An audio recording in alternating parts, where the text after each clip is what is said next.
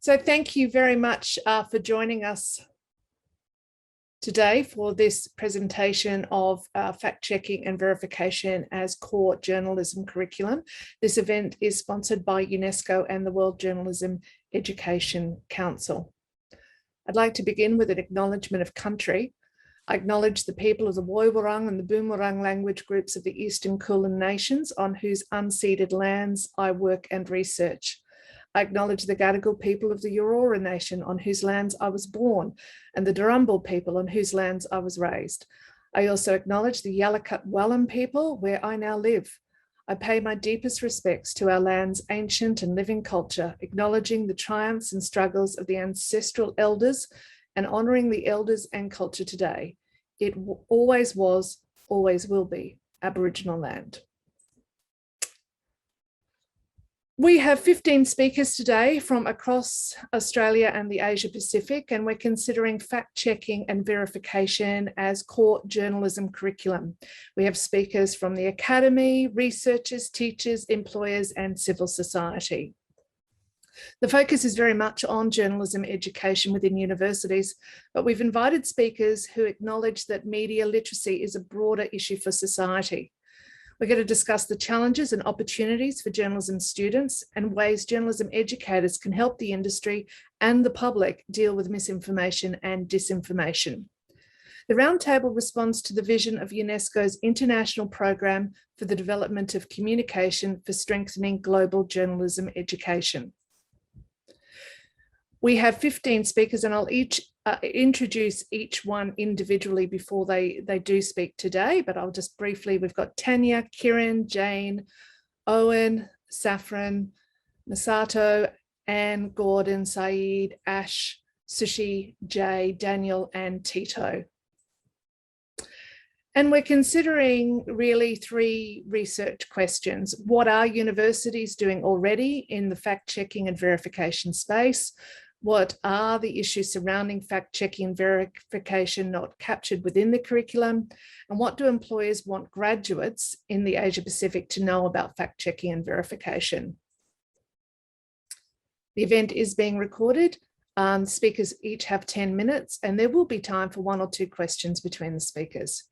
We are working across time zones and teaching timetables, so if a participant can't join us on time, we will simply move to the next speaker. I'm not sure if Viritza is out there now, but Viritza is a professor at the School of Communication Studies at AUT in New Zealand and chair of the World Journalism Education Council. Her research focuses on journalism's contribution to democratic society and how journalism relates to a wider social, political and cultural change. Viritza, are you able to be with us? I don't believe Viritza actually is able to join us at the moment. She did message us earlier to say that she was struggling with being able to, because of a variety of issues around power in Auckland. So as a result, we will have to move straight to our first speaker.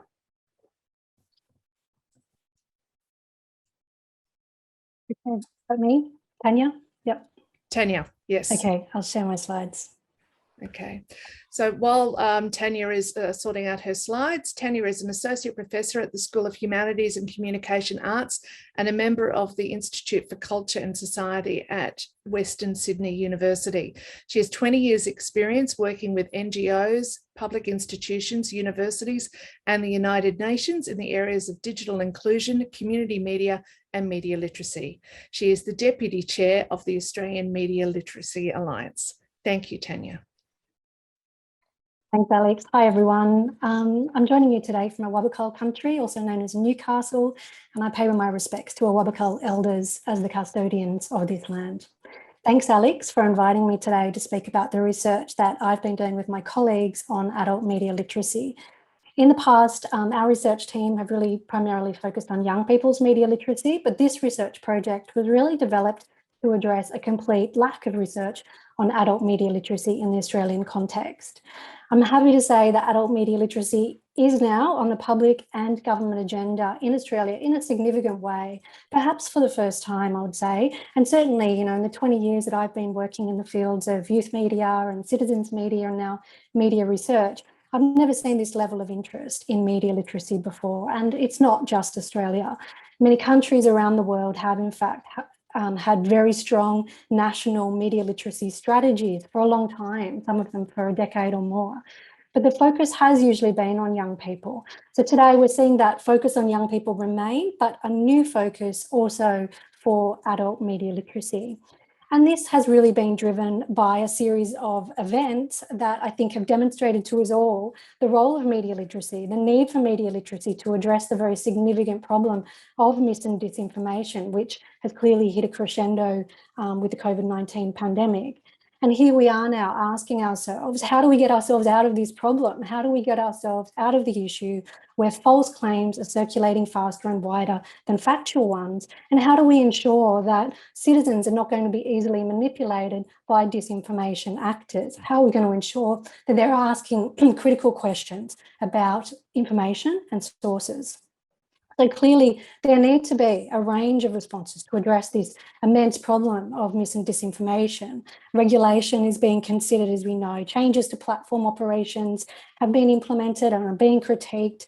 Professional fact-checking operations in our region have exploded. But alongside these efforts, media literacy is needed as well. And I think that the research that we've been doing on adult media literacy is relevant to fact-checking and to this session today, because first and foremost, professional and citizen fact-checkers need to be asking critical questions about information. They need to be asking questions like, who made this claim? What is the evidence for it? And what do trusted sources say? Media literacy is underpinned by critical questions, which is why I think it's so relevant. It's underpinned by critical questions about what we call in the field of media literacy, the key concepts. Media literacy efforts are about increasing people's ability to their media ability, but in a way that ensures that they're always asking these critical questions about the media they are consuming, sharing, and producing. And our research and a great deal of other research shows that when people have a higher level of media literacy, they're more likely to ask those critical questions about information and media. And they're more likely to think it's important that they do this. Now on the screen right now, you can see the 3 reports that we've published as part of our adult media literacy project this year. And that's based on our research and on public engagement. The research was carried out with, in collaboration with the Australian Media Literacy Alliance, which is made up of leading national public institutions like our national broadcasters, library peak body associations, our National Film and Sound Archive, and the Museum of Australian Democracy. One of the things that we did in this research project is was a representative sample of more than 3,500 Australian adults. When we analysed the results, we looked at how people's age, income, education level, gender, and geographic location impacted on the results. And we also considered a number of groups for separate analysis: Aboriginal and Torres Strait Islanders, people who are living with a disability, and culturally and linguistically diverse Australians. So let me deep dive into some of those results now. Even though most Australians are using multiple types of media regularly on a daily basis, overall, adults actually have a low level of confidence in their own media abilities, with less than half feeling confident in 10 out of the 12 abilities, quite basic abilities that we listed. Older Australians, those living with a low level of education, people living with a disability, people in a low income household, and rural Australians were all more likely to have a low level of media ability. So media ability is not evenly distributed in the population, and a range of socioeconomic variables are very influential here. Some good news is that Australians value media literacy. They actually think it's really important to their lives. In the survey, we asked adults to think about their own media use and then to tell us how important they thought 14 different media and communication activities are to their lives. And more than half said that 9 of the 14 activities we listed were either very important or extremely important. And as you can see here on the screen, knowing how to recognise and prevent misinformation is right up there, with 67% saying it's extremely important or very important, as is knowing how to think critically about the media they consume. So I think this is really heartening. It tells us that Australians really value media literacy, and there's an underlying motivation there for lifelong learning in relation to adult media literacy. A big concern, though, is that almost half of adult Australians said they hadn't received any media literacy support at all from the 8 sources of support that we listed, or they'd only had support from one of those sources across their entire lifetime. Now, this list that we provided included support from online resources, as well as from family, friends, schools, libraries, community centres, as well as formal education like schools and universities. When asked to rate the top form of support they'd received across their lifetime, people nominated family first, followed by online resources, and then friends. Very few said they'd received media literacy support from libraries, community centres, or formal education. And even when we looked at the younger cohort, so Gen Z, 18 to 23, just 1 in 4 said that they'd received media literacy in support in school or university. So that compares with 4% for baby boomers. Still not as high as we'd hoped, though. People with a low level of education were the group most likely to receive no support at all from any of the sources we'd listed across their entire life. So this is a real challenge for anyone who wants to support adult media literacy. Obviously, universities provide a great way to reach huge numbers of young people, especially in an Australian context. But the results show that far too students who attend university are actually getting that media literacy support. And on top of that, it's low income, low education and older Australians who need the most support based on our survey findings. So the question is how we reach those groups.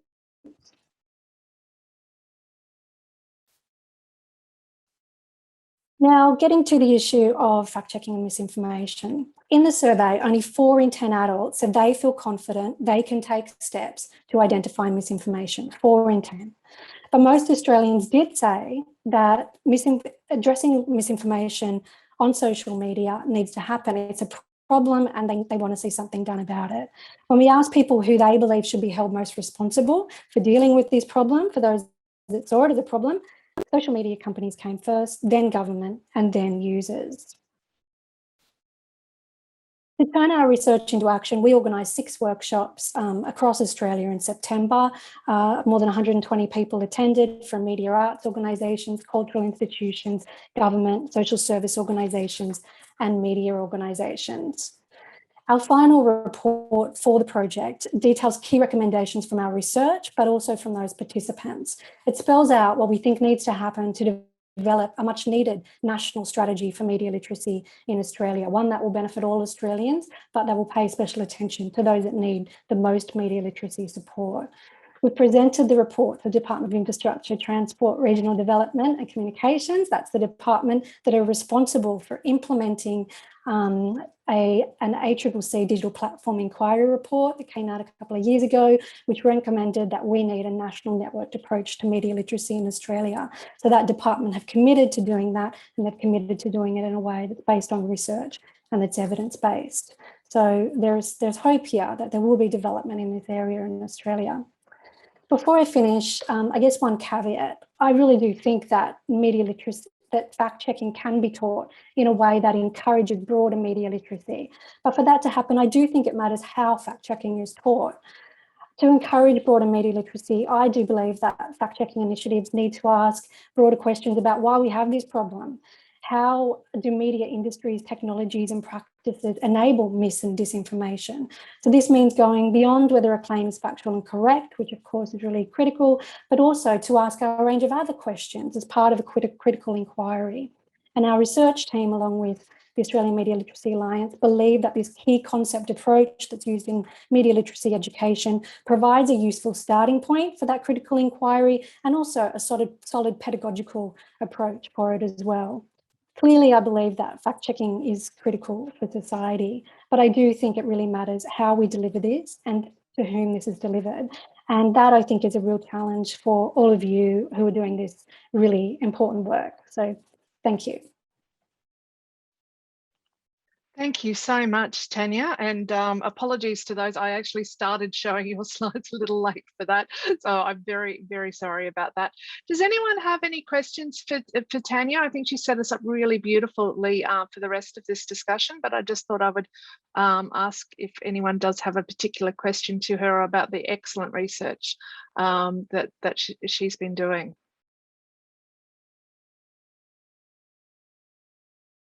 I think everyone's feeling shy today. In that case, let's move on. Tanya, if you can stay with us, there might be one that comes back later. We're now going to move to Kieran McGuinness. Kieran is a postdoctoral research fellow at the News and Media Research Centre at the University of Canberra. He is a co-author of the Digital News Report Australia project and specialises in longitudinal research on digital media users and news consumption. His recent research focuses on mixed method approaches to news consumption, misinformation, journalistic role performance, and defence journalism. Kieran, can you take control? Yeah, can you hear me all right? Absolutely. And can you see my slides? Verification behaviours, yes, we can indeed. Thank you. All right, I will get started. Hi, my name is Kieran McGuinness. Thank you all for coming. I am, as said, a postdoctoral fellow at the News and Media Research Centre at the University of Canberra.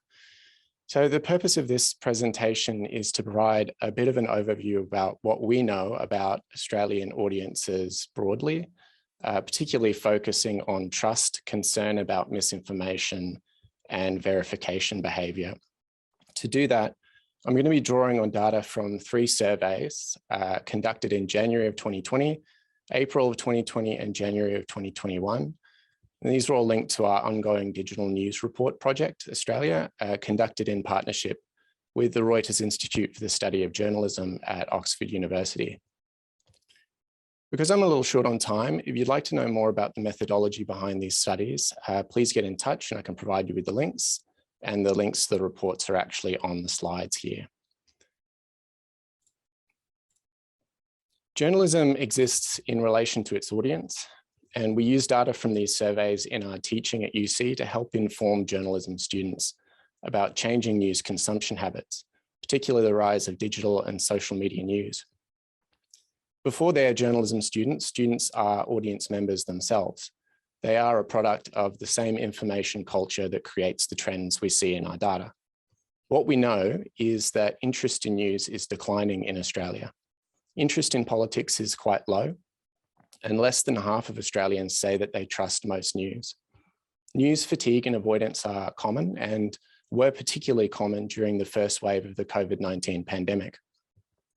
While on social media, the most common reason people say they see news is because they are there for some other reason. Trust and interaction with news online is low, suggesting that many Australians are passively skeptical news consumers, particularly when compared with data from other countries. Importantly, when we ask about fact-checking and verification, we find that the most common response people have to misinformation is to do nothing or ignore it. So as I mentioned, any discussion of information literacy in Australia has to begin with this. Australians just aren't that interested in news anymore. In 2016, over 2/3 of Australians said they were extremely or very interested in news, but this number has fallen to just over half in 2021. Additionally, Australians are among the lightest news consumers in the world. In 2021, we compared data from 46 different countries, and when looking at the frequency of news consumption, Australians rank pretty close to the lowest in the world. Only 51% of Australians are heavy news consumers, meaning they consume news more than once a day. This is much lower than the global average, 66%, and is significantly lower than countries like Japan, Italy, Korea, and Norway, that all boast over 70% heavy news consumers. Less than half of Australians say that they trust news generally. Trust did increase somewhat during the COVID-19 pandemic. In our survey done in April, it increased to 53%. However, those levels of trust were not sustained. In January of 2021, trust in news returned to 43%, which is about the same level as it was in 2019. More Australians say that they trust the news they choose to consume rather than news generally. However, only a small proportion, around 18%, say that they trust news that they find on social media. This is significant because although social media is widely distrusted, its popularity continues to grow as a source of news, and it is now the second most common way that Australians access news. 52% say that they use social media as a general source of news, but only 18% say that they trust it. We did see a surge in news consumption during the pandemic. However, there was also an increase in news fatigue. In April, 71% of respondents said that they often, sometimes, or occasionally avoided news about COVID-19. Women, younger people, those in paid employment, and those who identify as left-wing were slightly more likely to avoid news about COVID than others. In terms of non-COVID news, from our 2019 survey, we found that almost 2/3 of respondents said that they often, sometimes, or occasionally avoided news. Among those who said their main source of news was social media, the proportion of news avoiders increased to 76%. So in addition to many Australians being less interested in news compared to other countries, the proportion saying they avoid news is also somewhat higher. Concern about misinformation in Australia is quite high and is consistently high. 64% say they are concerned about what is real and fake on the internet, and this has been about the same for the last 4 years. We note, however, that while concern is quite high, almost a quarter of respondents say that they don't know whether they have come across misinformation or not. This high percentage of those who say they don't know could represent a number of things. We're not really sure. It could represent low rates of information literacy or a lack of engagement with the topic in general. In 2021, the most common topic of misinformation encountered was COVID-19, with 38% of people saying they encountered that. The next most common were politics, followed by climate change and the environment. While Australians are generally concerned about misinformation, there is division over what the most concerning platforms and sources of misinformation are. In 2020, 36% said they were most concerned about Facebook for general misinformation. And in 2021, 30% said Facebook was most concerning for COVID misinformation. News websites and apps are second most concerning, with about 19% for general misinformation and 12% for COVID-19 misinformation. A comparatively small proportion say they're concerned about Twitter or YouTube as vectors for misinformation. These differences could be a reflection of the very high popularity of Facebook compared to other platforms in Australia. Facebook is used by 67% of Australians. As social media takes over as the second most popular source of news in Australia, it's important to consider a key difference with social news is audience intentionality. Consumers of social news content are more passive. This is reflected in the main reasons Australians say that they use the most popular platforms for news. For the four most popular platforms, the top reason is, I mostly see news while I'm there for other reasons. 46% of those who use Facebook for news say they mostly see it while they're there for other reasons. 23% of Twitter news users, 21% of YouTube news users, and 31% of Instagram news users say the same. Only YouTube is rated quite highly as a good place to get the latest news, with only 17%. Other top reasons are enjoying the debate and commentary alongside news, and that it's fun and entertaining.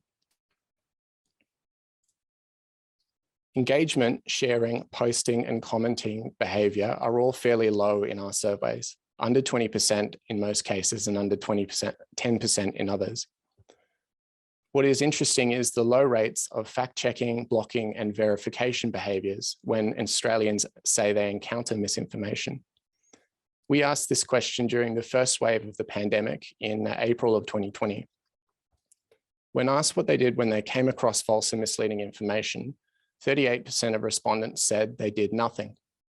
27% said that they stopped paying attention to the source. In other words, they ignored it. 23% tried to verify the information against other sources, and only 12% said that they used a fact-checking website. 11% blocked the source. So in summary, while concern about misinformation is quite high in Australia, audiences are divided on what to be on the lookout for and are mostly passive in the ways that they respond when they encounter it. Social media is becoming increasingly popular as a general source of news, even though only 18% of people say that they trust the news they find there.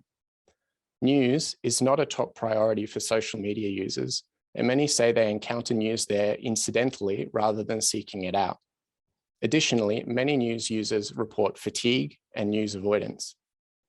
This context is particularly important when considering information literacy education and fact-checking training.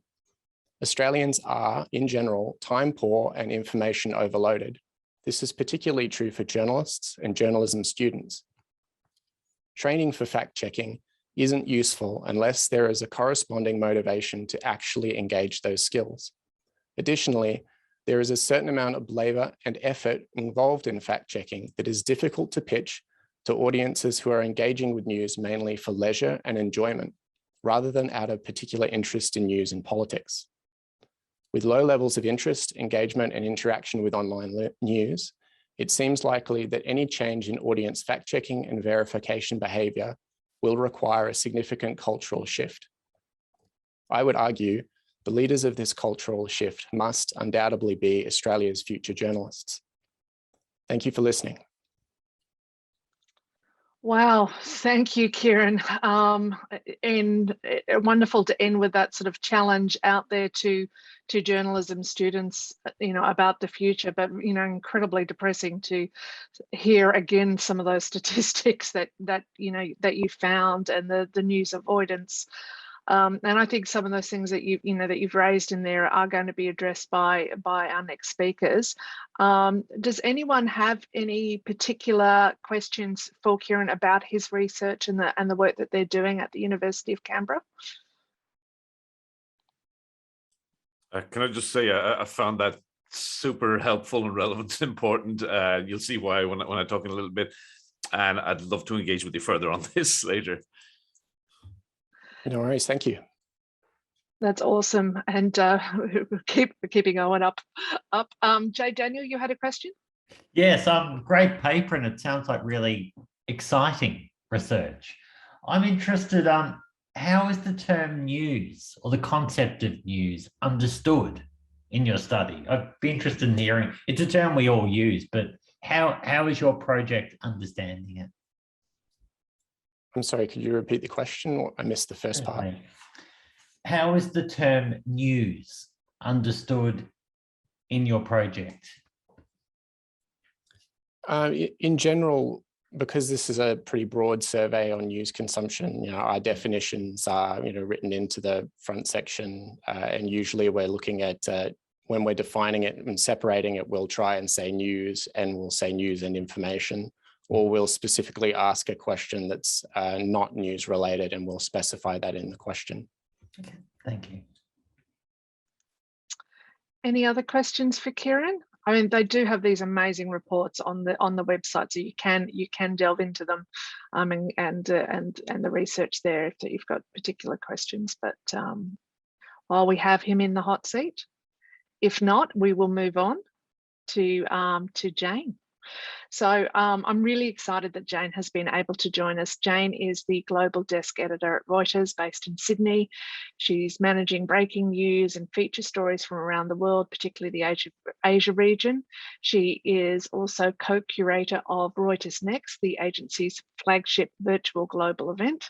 Jane was previously the Pacific Bureau Chief at Reuters, overseeing a team of reporters covering general, political, economic and business news across the region. She has a really extensive CV, but in terms of this audience, I thought it was important for you to know that she has a Master's in International Relations and a Bachelor of Communications Economics. Over to you, Jane. Hello. I'm just unmuting myself, and let me just try share my screen for slideshow. Okay, can you see that, and can you hear me? I can absolutely hear you. But you cannot see that. Oh, hang on, wait. Here we go. Now we can.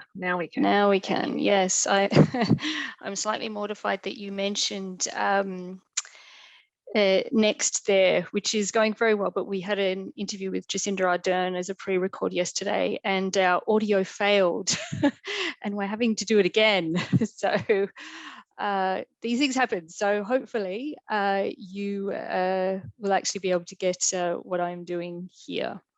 So thank you for inviting me to speak here.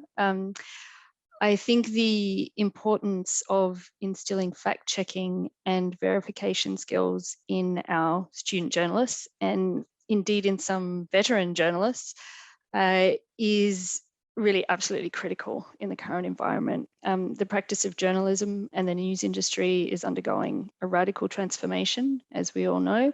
We now have 24-hour news cycles, digital innovation, mobile consumers, and even a fake news business model.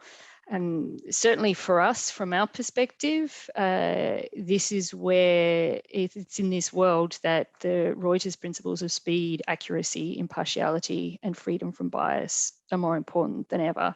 And that's certainly the feedback we get from subscribers to our news services. If we issue a news alert or a story, it's trusted to be accurate. And that's a reputation for us that is earned continually with vigilance and hard work, and particularly hard work by our reporting team. So just to give you a broad idea of our scope. So we've got thousands of full-time journalists on the ground in around 200 bureaus around the world. And you can see on the screen there how they break down. So that is a lot of people and a lot of moving parts, but it's still dwarfed by social media. So as we talk now, billions of people around the world are getting their news through Facebook, WhatsApp, Weibo, many other social media platforms. And I think we've all seen some of the shortcomings in that trend. Journalists and media outlets are under attack in many countries, attacking the professional media. It's often used as a political strategy, particularly of populist leaders, who can use social media to establish a direct channel with supporters or potential supporters. There's no fact checking, there's no balance checking, and there's no questioning of that message when it is disseminated. The picture on the left of the screen here shows my colleagues Walone and Kyoso at one of their many court hearings in Myanmar. I'm sure some of you may be familiar with this case. They were convicted and jailed for breaking the Official Secrets Act while they were working on an investigation into the killing of a group of Rohingya Muslim men and boys by security forces and Buddhist civilians. They spent 300 days in jail before their release in 2019. On the right-hand side of the screen, there is a photo taken by my colleague Danish Siddiqui of the COVID funeral pyres in India. Danish's photos were the first really to show the scale the pandemic was having in India, and particularly the scale of fatalities. Danish was later deployed to Afghanistan, where he was killed earlier this year, reporting on the pullout of US forces. So for all three of these men, as well as support for their reporting, they also faced heavy criticism at home, where they were, particularly by social media channels, where they were accused of being traitors because their narrative conflicted with the official reports that were being disseminated on social media. So I just wanted to quickly show you some highlights from the Reuters Institute for Journalism Digital News Report for this year, as I think it crystallizes some of the challenges that are facing news organizations. So more than a year after it began, the pandemic is continuing to cast a cloud over the health of not only our communities, but our news industry. The crisis, complete with lockdowns and other restrictions, has hastened the demise of print newspapers, as we know, and the rise of social media news. But we would argue that it's also shown the value of accurate and reliable information at a time when, frankly, lives are at stake. So in many countries, we see audiences turning to trusted brands, in addition to ascribing a greater confidence in the media in general. So I think one interesting point was that the digital news report showed that the gap between the best and the rest has grown, as has the trust gap between the news media and social media. Of course, those trends are not universal. And this year's report also exposes worrying inequalities in both consumption and trust. And some of this we've heard from the first two speakers, that the young, women, people from ethnic minorities and political partisans are often feeling less fairly represented by the media. You know, we've seen this, the Capitol Hill riot in the United States, the global spread of false information around the coronavirus pandemic, that's further focused attention on where people are getting their news. However, despite the more options to read and watch partisan news, the majority of our respondents to this survey, and you can see from the top line there that it was quite a lot of people over many markets, 74% said they still prefer news that reflects a variety of views and lets them decide what to think. So for us, delivering that is key. And this is where I wanted to turn to some practicalities in our newsrooms, which maybe might be a little more meaningful for thinking about where we go with our student journalists. So just as a guide, all this is happening as we are being asked to move faster and faster. Our breaking news drill is actually, somewhat ironically, a 5-page detailed document with links to many other pages. We run speed weeks frequently throughout the organisation globally. Just last week, I headed up an internal webinar on how to run a major breaking news story. So this can be anything from developments in Afghanistan to a major company collapse to an oil market crash. The basics remain the same. So rather than give you the full 5 pages of the drill, I'm just giving you some highlights here. So you can see from the old guidance, which actually isn't that old, things move quickly. It used to be fairly straightforward: publish an urgent within 10 minutes of the first alert, followed by an update of 200 words within 20 minutes, and then a trunk story rolls from there. The new guidance, you'll see the first thing is it's much, much faster. Publish an urgent within 3 minutes of the first alert, followed by an update of a maximum of 3 paragraphs within 5 minutes. It also, as we get faster, it gets more complex in that we have given some designated bureau chiefs and senior journalists direct injection rights, so they'll bypass the editing desk. We also then have to quickly run a multi-stream element alongside that breaking news. So we'll have a main story, we'll have visuals, we have context, we have deeper dives, we have human interest sidebars. So that's a lot to juggle. And a lot to get right. And if our journalists aren't trained in reporting the facts, it's very easy for the wheels to come off this process early. We absolutely need to trust the information coming to the desk, or in fact, sometimes bypassing the desk is accurate. So to give you another practical example, I wanted to run through another sort of fairly new element of news gathering for us, and that is UGC, or user-generated content, which you'll all be familiar with. We class UGC as any video or photographs that have not been taken by a professional, whether that be CCTV, body cam, dash cam, third-party drone footage. You know, there are now about 3.8 billion smartphones around the world, and where that gives us access to UGC from just a remarkable amount of places. These are events that we can't possibly plan for. You know, people effectively become accidental journalists. UGC itself adds color and depth to a story, and we often then speak up and follow up and speak to the person behind the photo. So our subscribers expect Reuters to rigorously verify and rights check this content so it can be used in reporting. So, you know, what do we need to do? What do we need to know? And some of this has been discussed by the first two speakers also. Is the material authentic? How do we know? Do we understand the context and motivation of the content author? It's a very common experience for us to encounter material that is packaged as UGC, but is not an accurate representation of what it purports to show. Sometimes it's simply old footage. When a massive new flooding event happens, you will find that the internet is flooded, pardon the really poor, badly phrased pun there, with footage from floods 3-4 years ago. And obviously it can get much more insidious than that. The rise of deep fakes concerns us at the moment. We always take the worst case scenario. So what could have happened to this content before we view it? Another major question is, can we corroborate with our own reporting? So once we've got the motivations of the author and the material is authentic, do we think it shows a realistic portrayal of what happened, or are there parts of the story missing? With this kind of content, we're never going to get to sort of a complete unbiased standard of reporting we would expect if we had dispatched a reporter.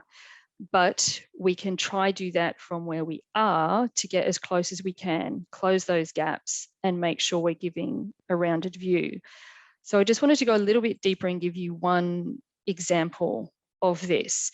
So, how do we check social media? Well, we check the veracity of the content and the context. We use technology to do that, things like Google Image, Google Street View.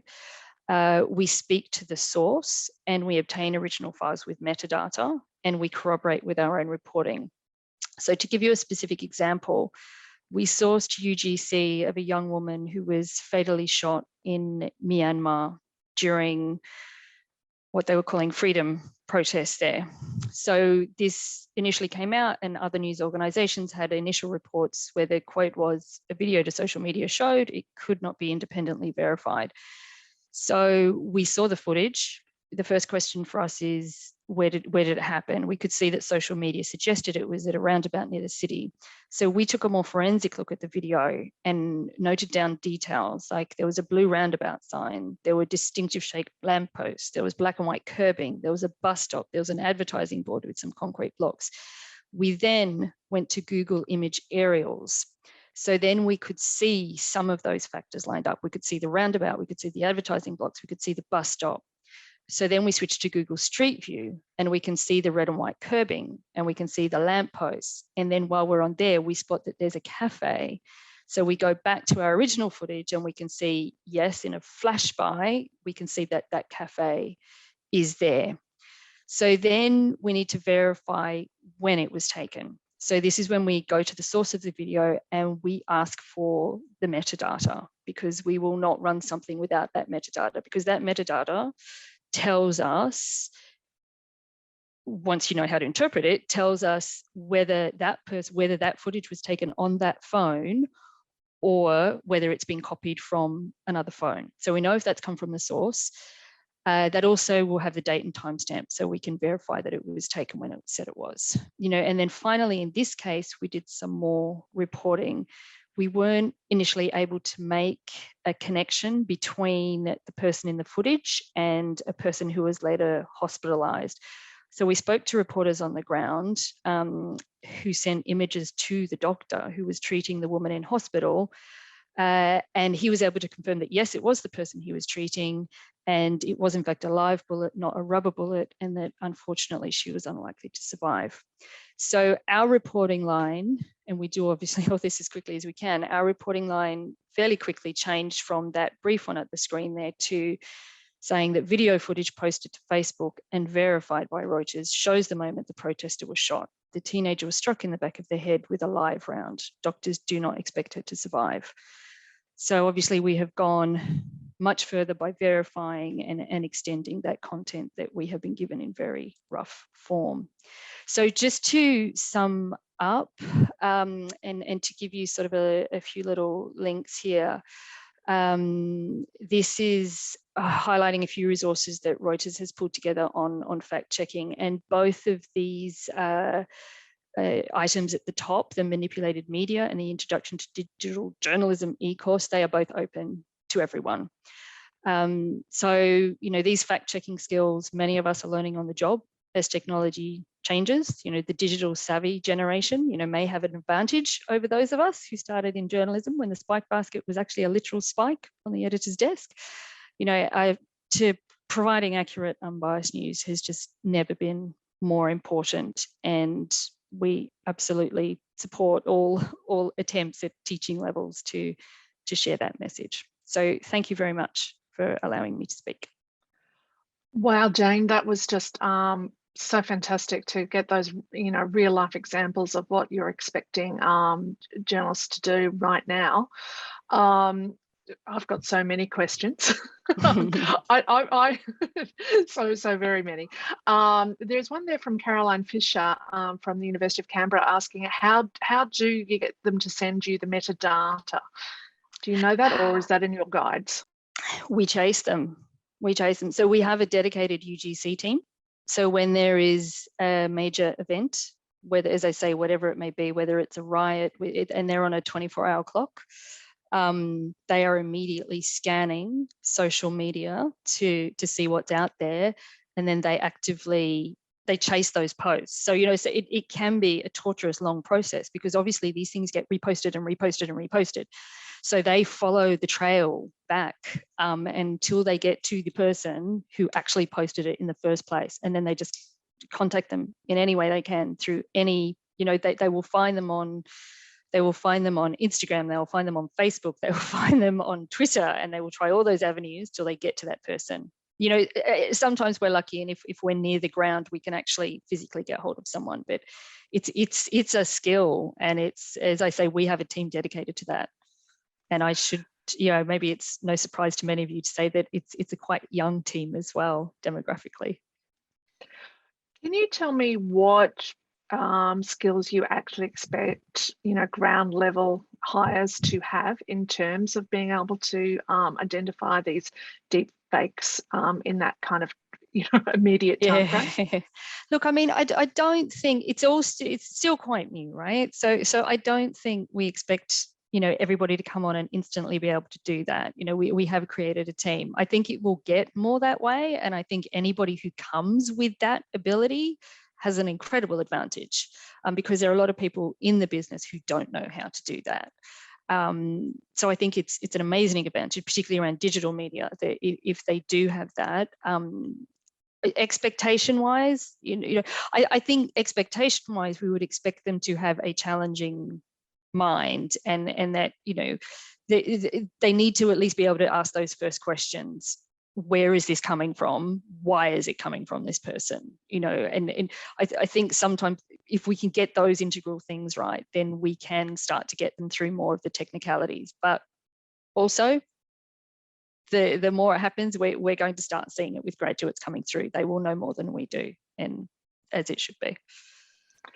I'm very interested in where you see fact-checking skills as opposed to all the other list of skills, you know, and we have a very crowded journalism curriculum, as I'm sure you can imagine. We're teaching them to keep, you know, to report on people with disabilities in an appropriate manner, how to take care of their mental health, how to write a news story with an inverted pyramid, how to edit, how to use a camera. Where do you put fact-checking, verification in that sort of list? Yeah, I think it's absolutely core. I think it's got to be near the top, if not at the top.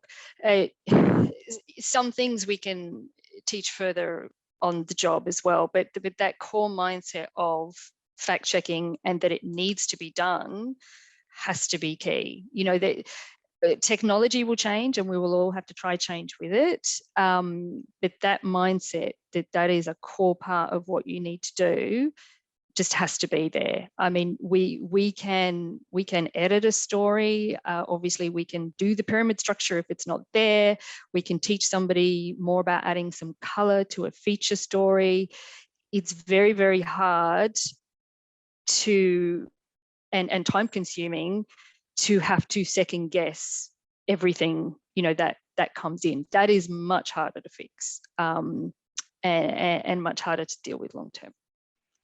So that curious mind and that questioning mind and along with some mad Googling skills and being able to do Yes. everything yesterday Yes. and 10 minutes Yes. ago. Yes, look Which, at that, and that comes with experience. You know, you get faster with experience. You get, not everybody when they, you know, with that drill that I was giving you, 3 minutes, we're not going to expect a graduate to say, hey, you know, come in, you've got to do that 3 minutes. That will come with time, but we do expect them to have that challenging mind and that concept of, you know, this has to be based in, you know, fact is important. Yeah.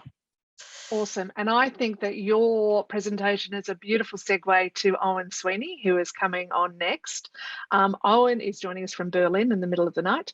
Owen is an online media specialist and trainer who has established, developed and supported digital verification and fact-checking operations at media worldwide. Based on a decade of specialization in digital verification and fact-checking, he designs, creates, and delivers materials and workshops. In 2018, he created OSINT Essentials, which provides resources and expertise for open source investigations and media literacy. Now an independent consultant, he continues to develop and update training materials and practices to reflect the rapidly changing world of digital media and information. Owen, you have the floor. Thank you very much. Can I just say, Jane, some of the best people I've worked with in this field are some of your colleagues in London, Hazel Baker, George Sargent, and those people. Very, very challenging minds there indeed. Excellent people to work with. So without further ado, I'm going to change tack just a little bit and start to throw some of the responsibility onto the actual journalists and the media organizations. I know the focus here is education, academia, but I would just want to see if I can put a little bit of focus on the interface between, how can I put this best? The whole verification mindset and what is being done in newsrooms. Now, let me just check. I've been off Zoom for quite a while. Can you see my slides? My first slide there.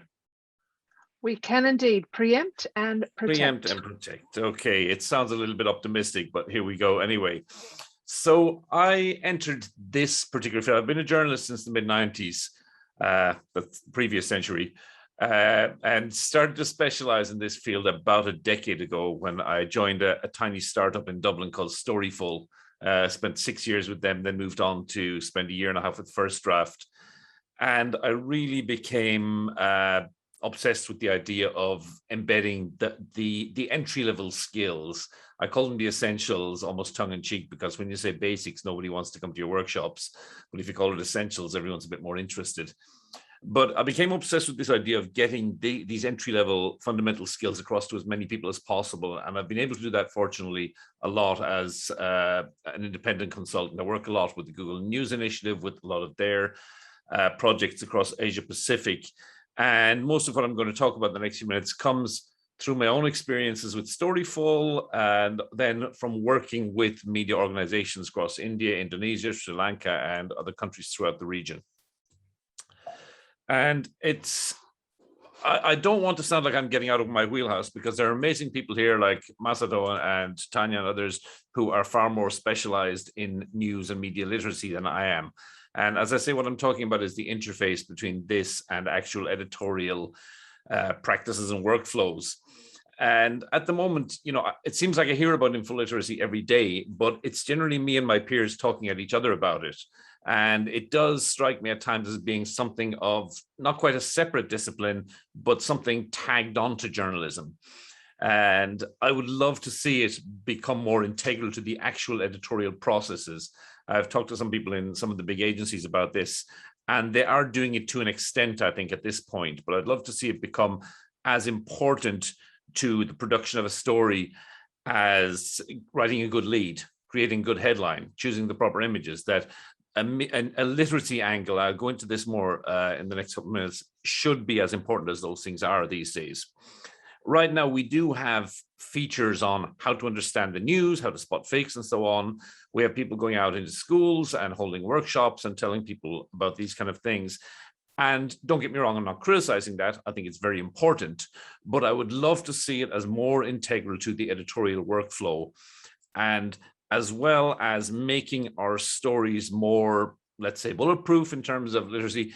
using them to promote news literacy. It was Kieran, I think, spoke about the lack of interest in this kind of thing and the lack of interest in news itself. And I do get journalists saying sort of despairingly to me, well, we can do all this stuff, we can do all this verification and fact checking, but nobody cares. And what I always say back to them is, well, you are the media. You've got the highest soapbox, you've got the biggest megaphone, you have the broadest reach. You specialize in communication. If anybody is to make them care, who will it be?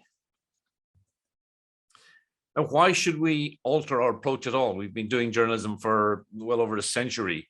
Why should we change this? And the simple answer is because media is not in a vacuum. The way that people receive and consume news has changed so radically and so dramatically in such a short space that it would be foolish of us not to reflect that in our work.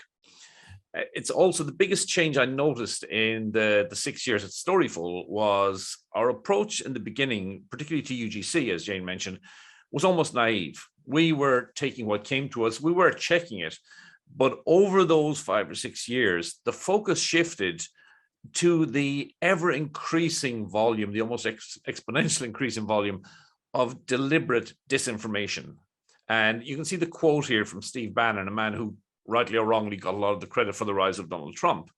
And speaking to a journalist, said that he didn't regard the Democratic Party as the opposition. He regarded the media as the opposition. And as he said, pardon the language, the way to deal with them is to flood the zone with shit. Meaning not that he was out there to persuade anybody of a specific viewpoint, but just to get so much stuff out there to hog the information space, to obfuscate, to confuse, and to make people unsure of what truth actually was in the first place. So this is the environment in which we now work as journalists. We are not operating a vacuum.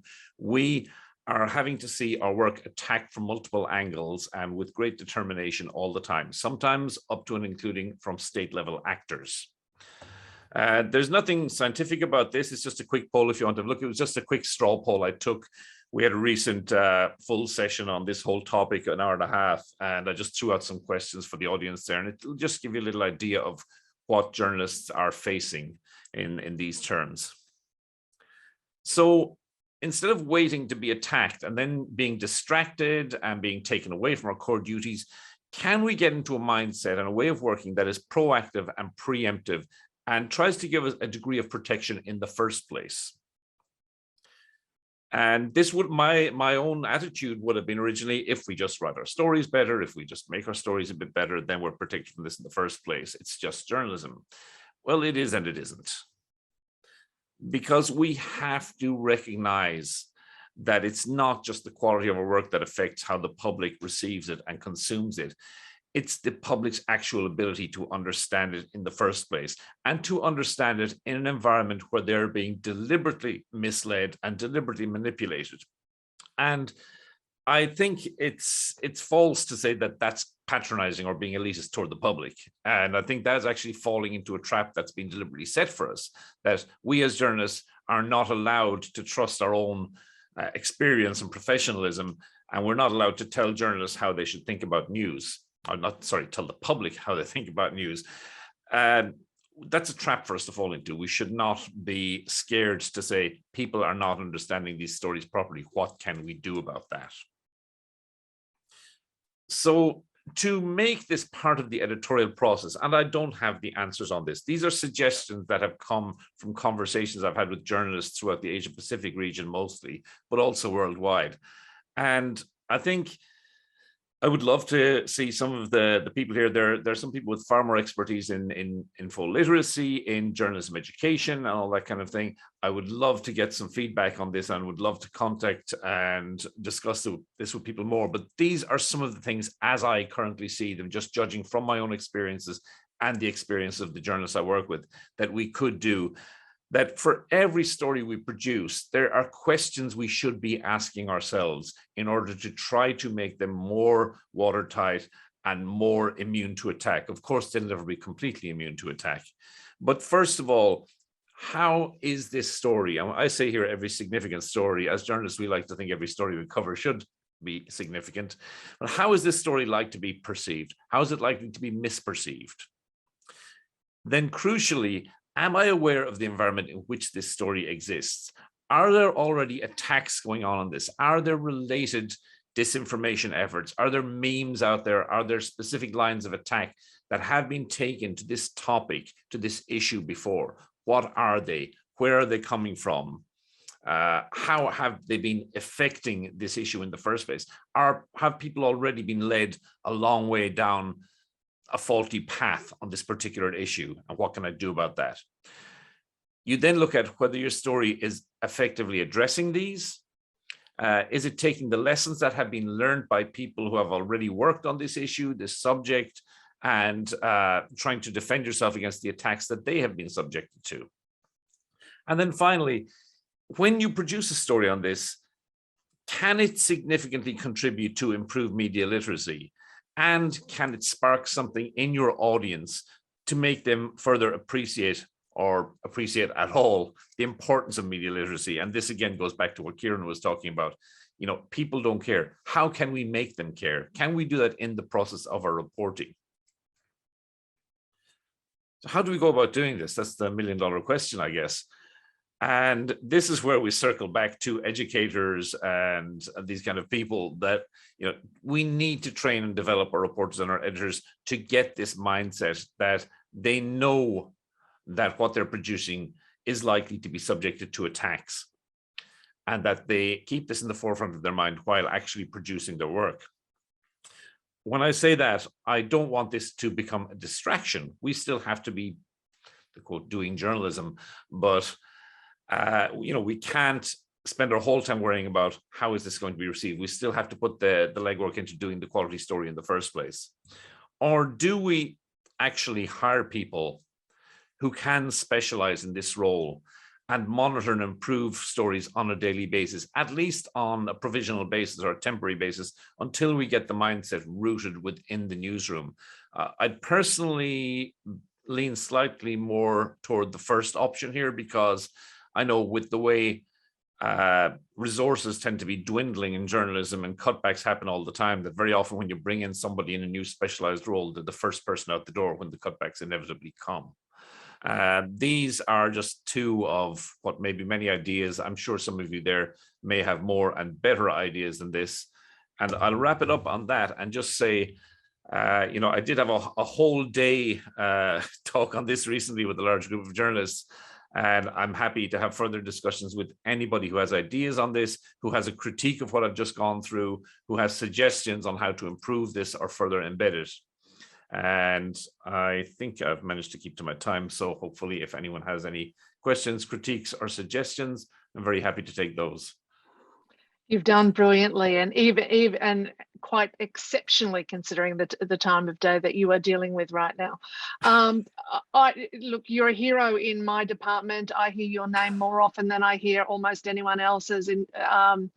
It's certainly very crucial to what we do in our own fact-checking and verification course here at RMIT. But I'm wondering if anyone out there has any specific questions to the guru of all things training and of these skills. I think we've scared them all into not talking. I'm never sure when you don't have any questions whether that signals satisfaction or bewilderment. Probably a bit of both. That's my experience. Saffron, yep. Sorry, there's a hand. I've got a hand up. Yep. So yeah, that was really nice. I just want to say, you know, when you're dealing with people who don't care about truth, being watertight, sort of, it's almost like you're talking at cross purposes, because it doesn't matter if what you're saying is 100% fact check if the people reject the very premise of verifiability, which seems to be happening on the, you know, Fox News kind of spectre. So I'm just wondering, you know, what can be the response there? Yeah, no, I absolutely agree with you on that, Matthew. And I do think that there is a certain element of cutting your losses and realizing that there will always be a certain constituency, a certain demographic that you cannot be pandering to or playing to, because you will not reach them no matter what you do. So, you know, are we talking damage limitation or what? I'm not sure. But I think there are a lot of floating voters out there, in a sense, people who we could be doing more to reach and possibly are not at the moment. And of course, I do realize that we are working in the face of pushback on this also, that, you know, there will be a constant arms race.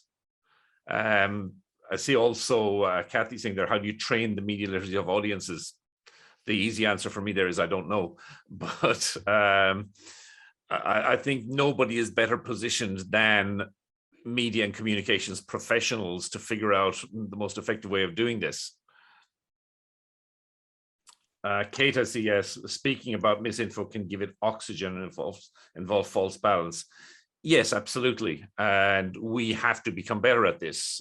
There are some people doing great research on it, on, you know, how to address mis and disinformation without actually perpetuating it and facilitating it. Because, you know, I've seen cases where something might be getting discussed by 3 random people on Twitter. Our instinct as journalists is for the scoop. And when we find something that nobody else has seen, our instinct is to say, hey, look what I just found. In which case you are actually doing the propagandist and disinformation's job for them. You're taking it from a tiny niche of 4chan or Twitter and sticking it on the front page of the Huffington Post or Vice News or whatever. Absolutely, that whole issue of amplification, it has been a huge problem throughout the pandemic, and particularly here where we sit in Melbourne in Victoria, it's certainly whipped up all sorts of people out on the streets protesting in a way that I never thought I would see in my lifetime. Thank you very much, Owen. I know I think Gordon has something there. Oh, Gordon. Gordon, you have a comment? I think you're muted, Gordon. Yes. Sorry, I've got a double microphone system now that I forgot to tell. Yes. No, one thing I was going to talk about there, the issue about getting people to care. I mean, I think a lot of this comes down to helping people understand that there are certain kinds of media, journalism, that do good work, and there are certain kinds of media that do not. And it reminds me of Jay Rosen's comment in the Bellingcat video, the Bellingcat movie, Truth in a Post-Fact World, where he said there's a difference between traditional journalists and what he was calling citizen journalists, but what he was really talking about was people who use OSINT, which we're going to be talking about a bit more today. And that is, don't trust what I do because I come from the BBC.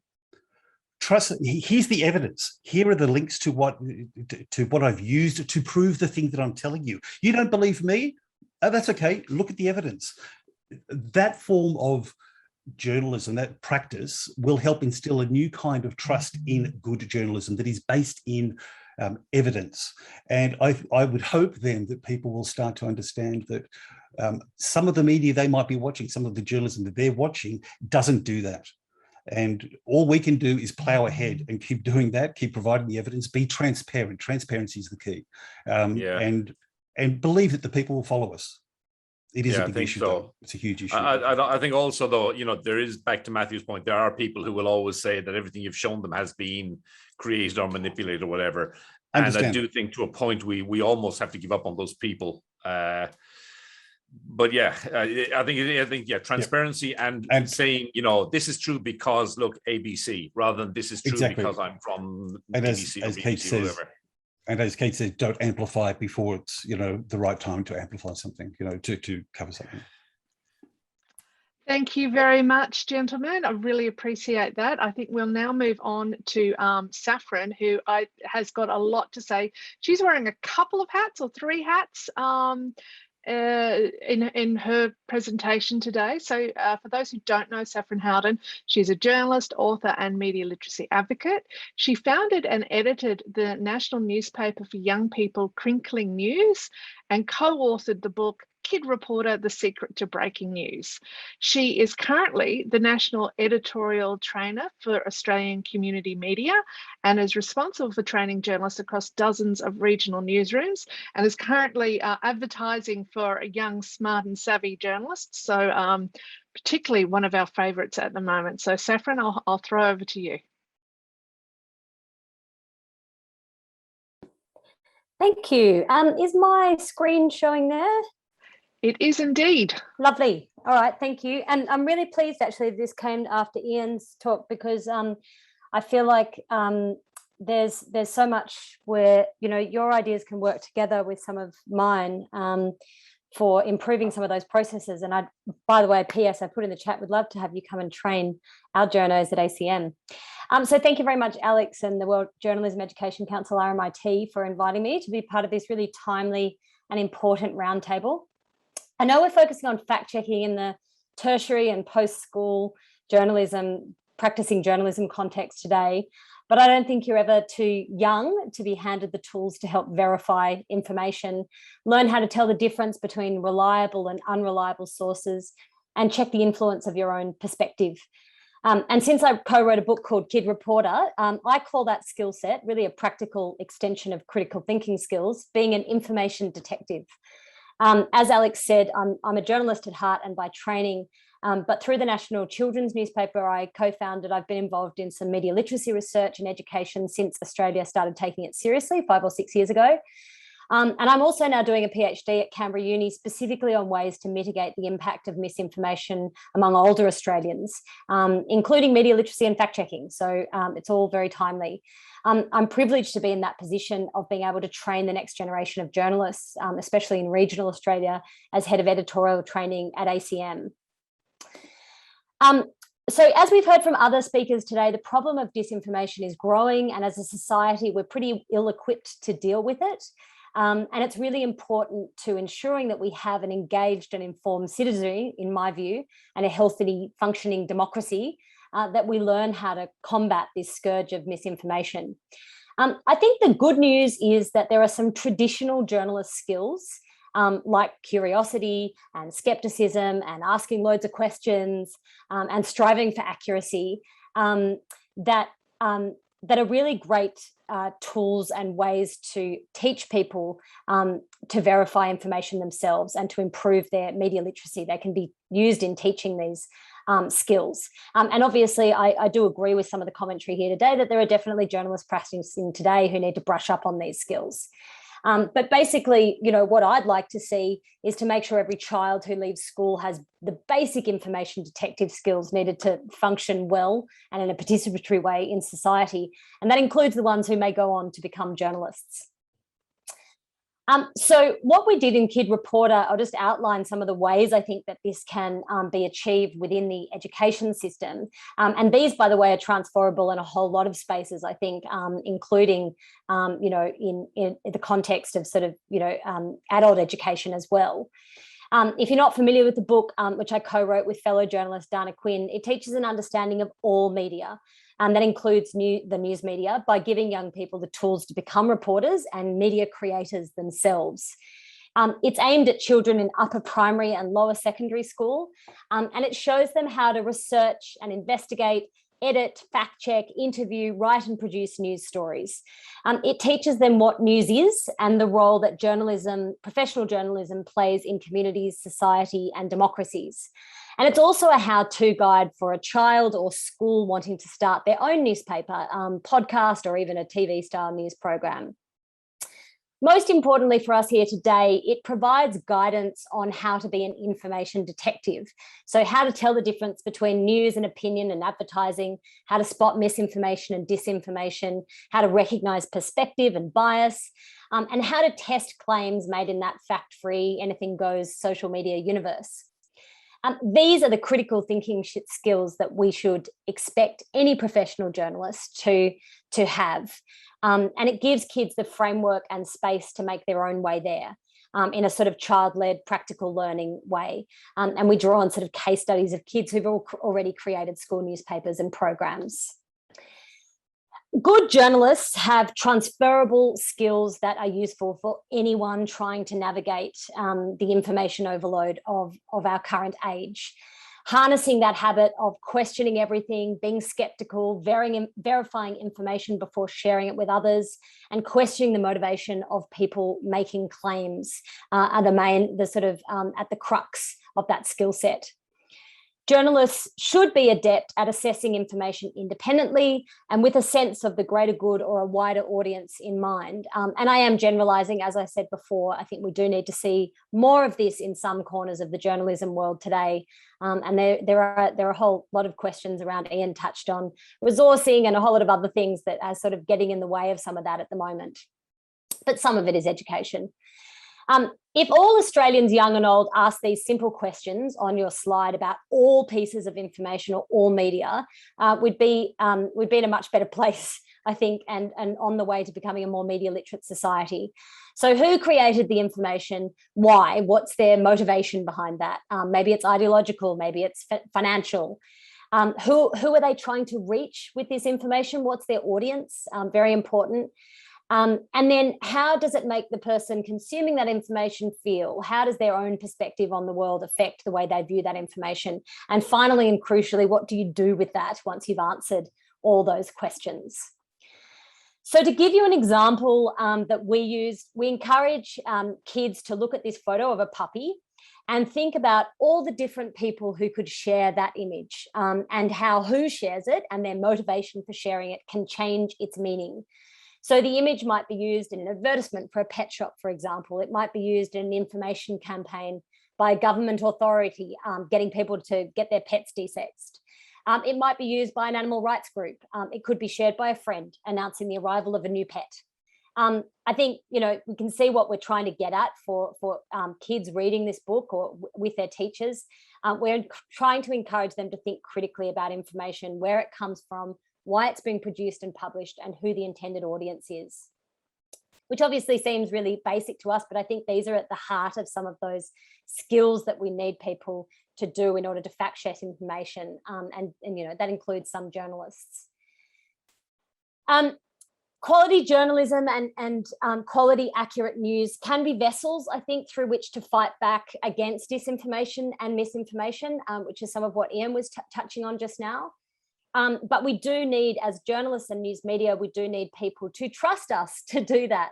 And that means we need to start young. We need to include it in our own work and the way we do things and be very transparent about how that's done. And we also need to start young and by addressing the lack of media literacy that we're seeing at the moment in society as a whole. In this day and age, I don't think we can be responsible, informed citizens without media literacy and basic fact-checking skills. We've already seen around the world the sometimes really tragic and awful consequences of unchecked and unverified and untrue information. And education, I think, as I said, can't start soon enough or young enough. I think that the benefits, some of the benefits of teaching these skills in schools to school students, there are a number of those. It provides a useful framework through which to introduce kids to the principles of media literacy. It's an important avenue for kids to create media themselves in a critical and ethical and thoughtful way. It teaches young people the value of professional journalism, which, you know, I've obviously got a bias, but I think that professional journalism plays a really important role in society. You know, we need to be doing everything we can to foster and improve it.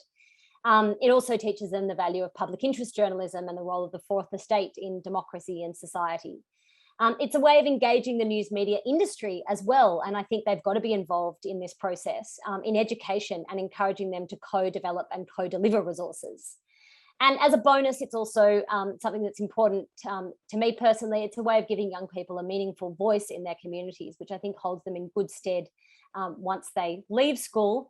And goodness knows, maybe apply to become, to study journalism at RMIT and have done all of this at school already. So thank you very much for giving me the opportunity. Happy to take any questions.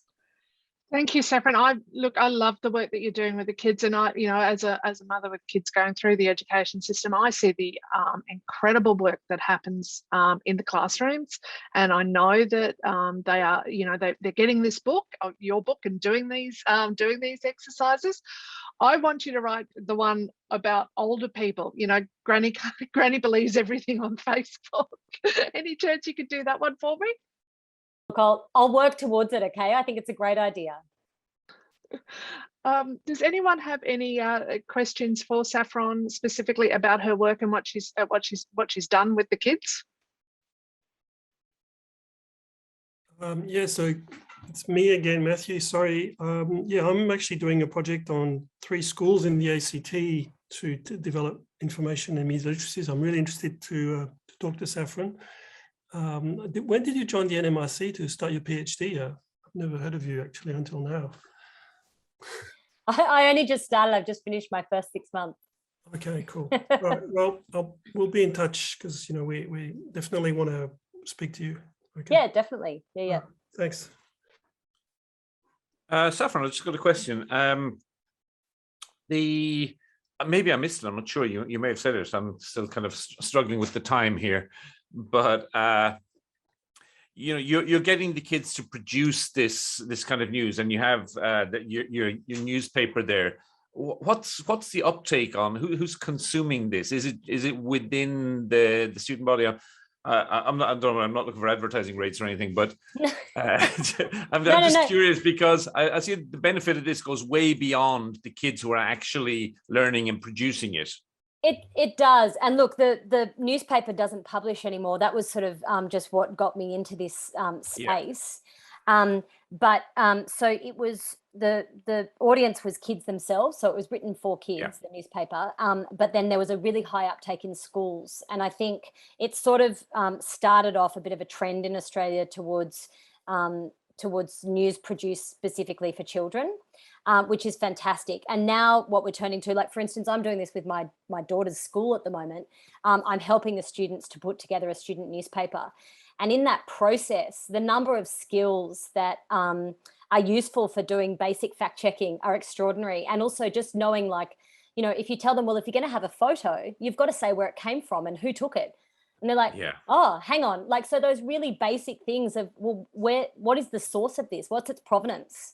And verifying all of those things before you actually put it on a page somewhere. So these really fundamental skills that sometimes even I think teachers find really useful to go through those processes with the children.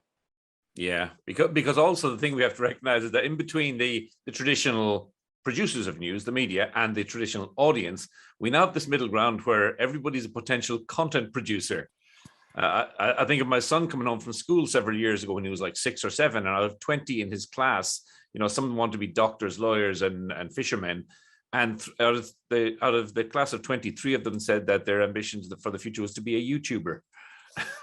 Yeah. So, and I think that's the point also we make in the book, that every time you just, if one day you comment on your friend's Instagram post, that makes you a publisher of information, and taking that responsibility really seriously is important, you know, not just randomly, you know, thinking before you post, and all those sort of really basic skills that apply to life.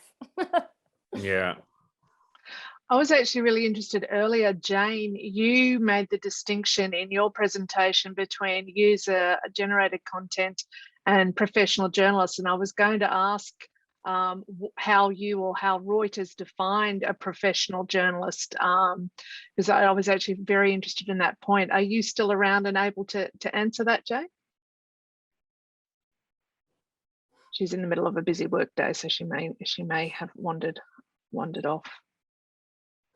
Oh, okay, I apologise for that. Putting her in the hot seat, and she wasn't there. Before I lose the floor, I think that is such an interesting question. How we define journalist is, I think, incredibly important as an industry. I think from an industry perspective that we get that right. And going back to Gordon's, you know, distinction before between citizen journalists and professional journalists, and how we define people, I think is becoming increasingly important in this, for not just trust in journalism, but for people to sort of be able to make the distinction between what people are doing is really important. Yeah, I do think that we do sometimes as journalists mistake being magnanimous as inclusive for just allowing a free-for-all. That is a very good point. Thank you very much, Saffron, and I hope you can stick around and continue to join us, as we're now going to go to a number of presentations by some of our excellent educators across a number of universities and trainers, and talking about what is actually happening out there. So it's, once you actually start asking who's doing what, it's amazing what what is actually now out there within the university system. So the first one is our dear friend, Masato Kajimoto, who is an associate professor of practice at Hong Kong University Journalism at the University of Hong Kong. He specializes in news literacy education and misinformation ecosystem research in Asia. He also founded a region-focused education NPO called ANNI, the Asian Network of News and Information Educators, and leads a student-driven fact-checking project called ANNILab. Welcome, thank you, and welcome from Hong Kong. We can see your slides teaching okay, fact-checking. fantastic. Can you hear me Thank okay? you. Absolutely. All The right, floor is yours. Let me start the slides then. Hi, I'll be quick. I'm Masato Kajimoto from the University of Hong Kong, and I do teach fact-checking at my university. And there are 4 related courses at the moment I'm teaching fact-checking. First one is a capstone experience equivalent to our undergraduate journalism students. Because our program is double major programs, our journalism students also have a second major. And oftentimes the second major requires substantial, capstone project. So instead of giving them 2 capstones, we tell them, if you like, you can join our newsroom to do fact checking with master's students, and that's your capstone. So for master's students, we have a dedicated a semester long fact checking course called Fact Checking Tools and Techniques for Journalists. And this is elective for master's degree journalism students. Normally each semester we get around 10 to 15 students in the class. And during the summer, well, we actually run a newsroom on campus Monday through Friday. So during the summer when students are not having any courses, we offer internship, and we do pay student helper fee for this. So we try to make it look really serious news business, even though the pay we give them is not that much substantial, but still we call it summer internship, and we actually hire students to work as reporters. And besides those 3 courses for journalism students, we have a university-wide undergraduate courses called Common Core courses. And I do teach Beyond Fake News course. This is essentially half fact-checking and half news literacy class. And this one is for everybody. It doesn't matter what majors they are in, they can take this fact-checking class. And I'm happy to report to you that my fact-checking class last semester was has the highest course effectiveness score in the student feedbacks from all the other. So there are lots of different Common Core courses available on campus, and mine has the highest score in student feedback. So I'm quite proud of that. But anyway, moving on to the next slide. Even though we teach fact-checking to journalism students and we try to make it as professional as possible, we are not really thinking that this is a vocational training course. What we are trying to do is to train the future news audience rather than future journalists in logical reasoning, analytical skills, and effective writing. So my idea is, well, fact-checking, many of the speakers already said this morning. I mean, it's morning in my time, that, this is a skill that everybody should learn. And you should start from like primary school and secondary schools. And I quite agree, because the idea is if everybody knows these kind of things, it doesn't matter what they do after graduation, they will always consume news and think in a way that fact checkers do. And so that's what we are trying to do. Anyway, so this is we also publish our student stories. We don't publish everything because we do have to, control the quality, but we do try to publish as many students' works as possible on our website. And our stories are also cross-posted by some of the local news media here. So we do have real audience. And today I brought 4-minute video. Hopefully you can hear the sound. If not, please stop and let me know. I asked 3 students to share their experience of working for this student-driven newsroom. And the video is around 4.5 minutes.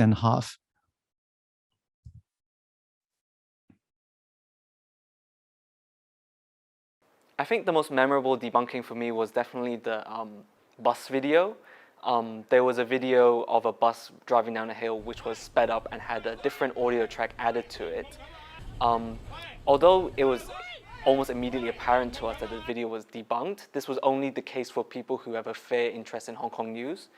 So although it was quick to debunk the story, I think what was memorable about that experience was how we packaged that story and presented it to audiences who may not be familiar with the original audio track.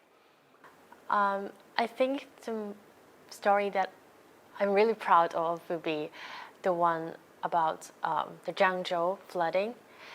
And actually the story was based on a couple of videos and pictures showing that it claimed that after the Zhengzhou flooding, some animals, including whales and crocodiles, escaped from the aquarium there.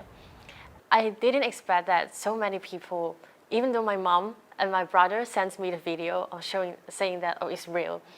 We know that it's really difficult to find evidence because you find the original video is not an easy thing. However, we really did that and we completed the story. So I think it's a really memorable experience for me. Before being a part in AnyLab, I had no idea on how to write a good news article or how to do news reporting. But after entering AnyLab, I have a lot of chances to do such things. I would say what I learned from AnyLab is really sort of technical skills in journalism. So particularly in terms of verification. So when we encounter potentially false information or fake news, we need to go through our potential list of ways to verify that, and we pass and we go through the potential ways to verify that, maybe contacting experts or contacting authorities that are relevant to the story. I came into fact checking with very little idea of the kind of tools we use. So the primary thing that AnyLab taught me was the tools for fact checking, and just to know what kind of content to look for when you're fact checking. I think there was this story about you saw multiple people in logged in kind of storage containers, and the claim was that these people are Mexicans and they have been trapped at the border because of Biden's policies. But turned out they were actually quarantine camps in China. So I did not speak Chinese, so I could not, I was not familiar with Chinese social media, Weibo. So that was a bit difficult for me to kind of debunk, but then I had the help of the people at AnyLab. So fact checking is usually a lot of teamwork, and that's, I think, the best part of it. I think one story we did on lampposts in Hong Kong was particularly challenging. Images were circulating online of lampposts with mysterious objects attached to them, and people were claiming that these objects could have been surveillance devices. So we had to get hold of experts of lampposts, which aren't particularly common, as well as government authorities to try and figure out what these objects were.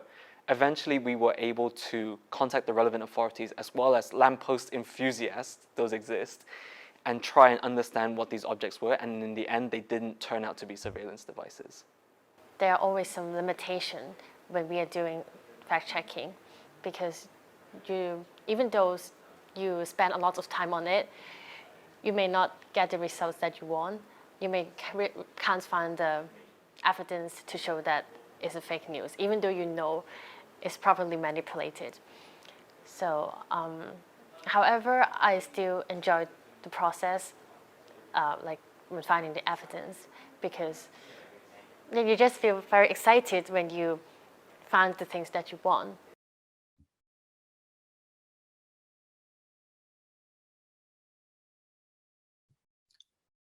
All right, so that was a little sharing from my students. And as you can imagine, my hope or dream is that every single news consumer in the future will think and act like my students in the classroom. So, and I think lots of the problems that we've been discussing for the last 5-6 years might get mitigated quite a bit. But anyway, this is the last slide. I sort of put together some of the learning objectives that are relevant to fact checking in my syllabus. And again, here idea is to equip future news audience to with the skills of professional fact checkers. And the two challenges I see is, number one, this approach doesn't scale. I can only train students who take my courses that are often elective, and I no matter how much I try, there are some students who just don't get the idea, who just don't really get into fact checking after even spending a semester. So scaling is one issue. And another thing is that you don't really see the impact of this kind of education because, after one semester, students go away. Yes, you can possibly follow up with some of the students and do, post after and 3 months later, 6 months later research. But during that period of time, students, take other courses, learn other new skills, new things. So you don't really know if this kind of education actually changed their behaviors and attitude or something else. So proving that this works is really hard. And I think I stop here. That's really interesting. I had assumed that your courses were core to your journalism programs. We've embedded fact checking and verification as a first year non-negotiable. They must do it before they go on to even into our second year. Is that something that you would like to do, or is it just not possible within the structure of your current degree? To make it compulsory, you mean? Yes. Yeah, I think at the moment it's kind of difficult, and I don't want to sort of complain about the university I work for, but there are certain core skills identified like 20 years ago when we started journalism program, and it's really hard to change that. So broadcasting courses, reporting and writing, those core courses are already set in stone, and it's really hard to introduce something new as a core compulsory curriculum in our system. It's much easier to just make it an elective, and I hope that as many students can take the class. Yeah, absolutely. There is a question there from Saffron for everyone really, and asking whether anyone has measured the impact of fact-checking courses or education. I don't know if anyone has done that work yet.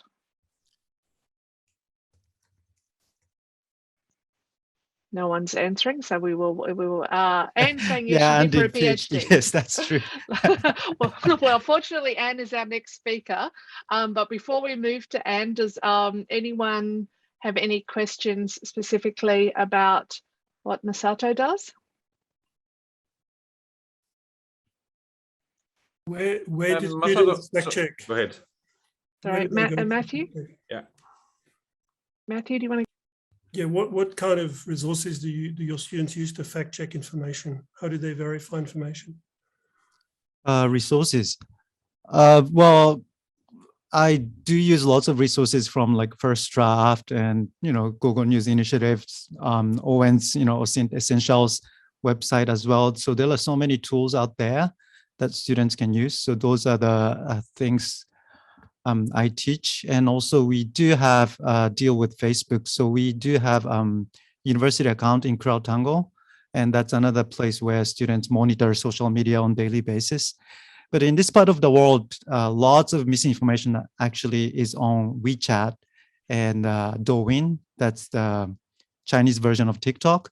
So I kind of have to rely on students building their own monitoring system. So we start teaching from there.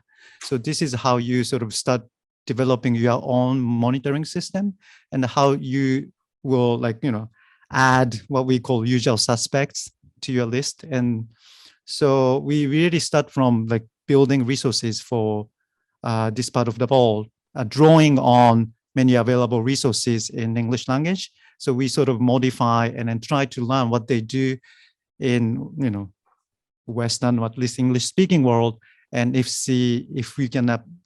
those can be applicable when we are fact checking other languages or platforms that are not popular among English speakers. I don't know if that answers your question.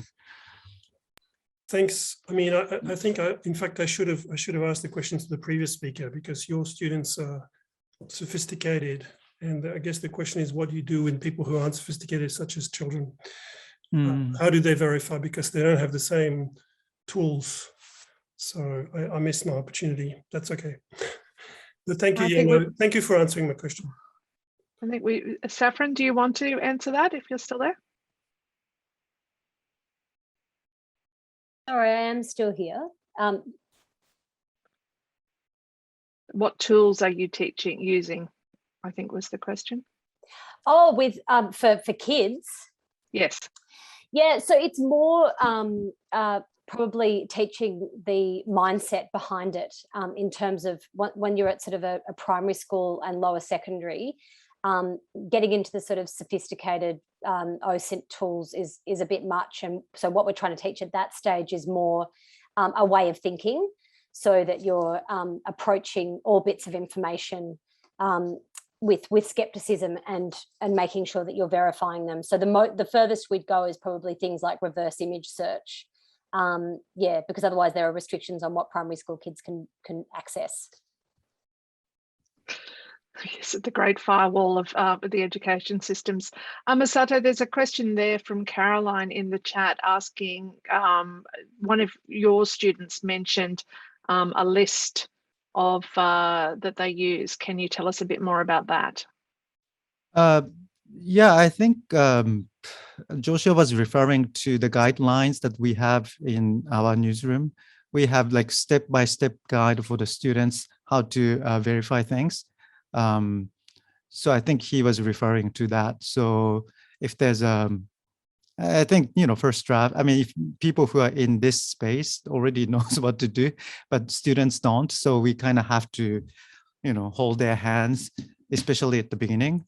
So is this an original image? If not, is this the oldest post you can find? Have you contacted the person who posted this? So that kind of like checklist we have. And he was referring to that, I think. I know one of the things that you've been really heavily involved in is training academics like myself into some of the key issues in fact checking and verification. Have you found that academics are very interested in this and want to learn themselves? I'd just like to see how you think it is around the region. Yeah, in the region, I think strange thing is that I get lots of requests for workshops in countries where democracy is not really working. So places like Myanmar, Vietnam, I mean, Myanmar's, communism. But so I think they are curious because I do this in Hong Kong, and Hong Kong is relatively freer than many countries in Southeast Asia, but we do have limitations, right? So I think they want to know how to sort of develop a curriculum without mentioning things like democracy, because that's, or citizenship. It's the kind of word that academics in certain part of the countries tend to avoid. But on the other hand, they want to teach these kind of things. So yeah, I think in general, journalism educators in Southeast Asian countries, especially those places where they tend to be very theoretical, they don't have many practical hands-on journalism courses, they always reach out to us. Yeah. It's really heartening to hear. Thank you very much. If no one else has got a particular question, we might now move on to Anne Kruger, who is First Draft APAC Director. She launched First Draft in Sydney in 2019 and soon expanded operations into APAC in 2020 and was co-chief investigator at the Centre for Media Transition, UTS, for Digi's draft disinformation code, which was later accepted by ACMA in 2021 and was appointed to the code's independent complaints subcommittee. And lots, I think, there for you to discuss from the previous conversations and questions. I'll let you take the floor. Oh, thanks very much. Thank you. Hi, everyone. Yeah, well, thanks for that introduction, and lovely to be amongst a lot of faces that I recognise in this space over the years. And thank you to Masato, who actually is the one responsible for getting me into this whole sphere and realm in the first place. So I am at First Draft, as you heard. My background is as a journalist, mostly in television. I was a reporter and anchor at CNN Hong Kong during SARS. So we saw some of the first instances of misinformation on mobile phones, not smartphones, but it still existed there, that health misinformation. And later I was a finance reporter at Bloomberg, which happened to coincide with when I was at the University of Hong Kong as well, teaching. But it was also when there were the Occupy Central protests in 2014, and we were looking around going, what do we do? There's this influx of misinformation online, looking at social media. Someone will rescue us and have all the answers. And yeah, anyway, that someone really kind of never magically appeared. So we went looking around to try to get some resources and really start to tackle this. And a lot of the resources that I turned to were from First Draft at the time, also some really kind, generous colleagues at Storyful, and of course the skills from Metadata as well, and started to sort of piece that all together. But I just wanted to focus on a bit about what First Draft is, what we do, and then what we're doing with students as well now. So First Draft's a not-for-profit based in New York, and this slide's key to what we do. We're really focused on the communities that have been targeted by misinformation and disinformation. So for us, that means where I'm coming from in Australia, we have a huge focus on the diverse and ethnic communities that have been targeted by disinformation campaigns, in particular from the last election. And we're just preparing now for a upcoming federal election. And I'll tell you a little bit more about what we're doing to just really try to protect the communities and empower the communities from some dangerous narratives. So it's a little bit about our team. We have Esther Chan, who's the bureau editor based in Sydney. Some of you probably know her from the Hong Kong days as well, at Storyful and at AFP. We also have Lucinda, who's a senior fact check reporter from a number of the different fact checkers here in Australia, based in Sydney, and Stevie Zhang, who is our awesome research reporter. She's just they are just getting a promotion, actually, so they will have a new title soon, and they're based in Melbourne. So a lot of what we do is really very much as an engine room supporting newsrooms, and we are constantly looking at social media. We're constantly preempting a lot of the narratives that we see, so we're not just reacting, but we're being very preemptive in what we're seeing, and we have a pretty good radar, I think, for what's going to be taken advantage of, but also really just explaining to journalists how they can get in there early and write some content to prevent misinformation filling these voids that, when people are searching around, there's a niche or new topic, people are searching around for information, and if there isn't anything quality there, that's when the misinformation and the disinformation will just take hold. So that's very much how we approach our work, and we've been quoted and helped on a lot of in-depth reports from the New York Times to Washington Post, South China Morning Post, as well as in Australia and throughout Asia Pacific for our bureau here. We have, as I said, a diverse team here in APAC, so we're really fortunate that we're able to get into those different diaspora groups too. And from time to time, we write our own analysis pieces as well. It's probably a lot more high level of what we've seen, and we try to draw in a lot of themes so that it's of interest to our international audiences. But very much we're focused on supporting journalists. And this will get to what we're doing with students as well in a moment. But one of the key moments for us, our First Draft Sydney Bureau surveyed journalists last year during the start of the coronavirus restrictions. And the results show that really only 14% of Australian journalists said that they had adequate training and support to deal with mis and disinformation. We also replicated this in New Zealand and in the Pacific and got similar results back there.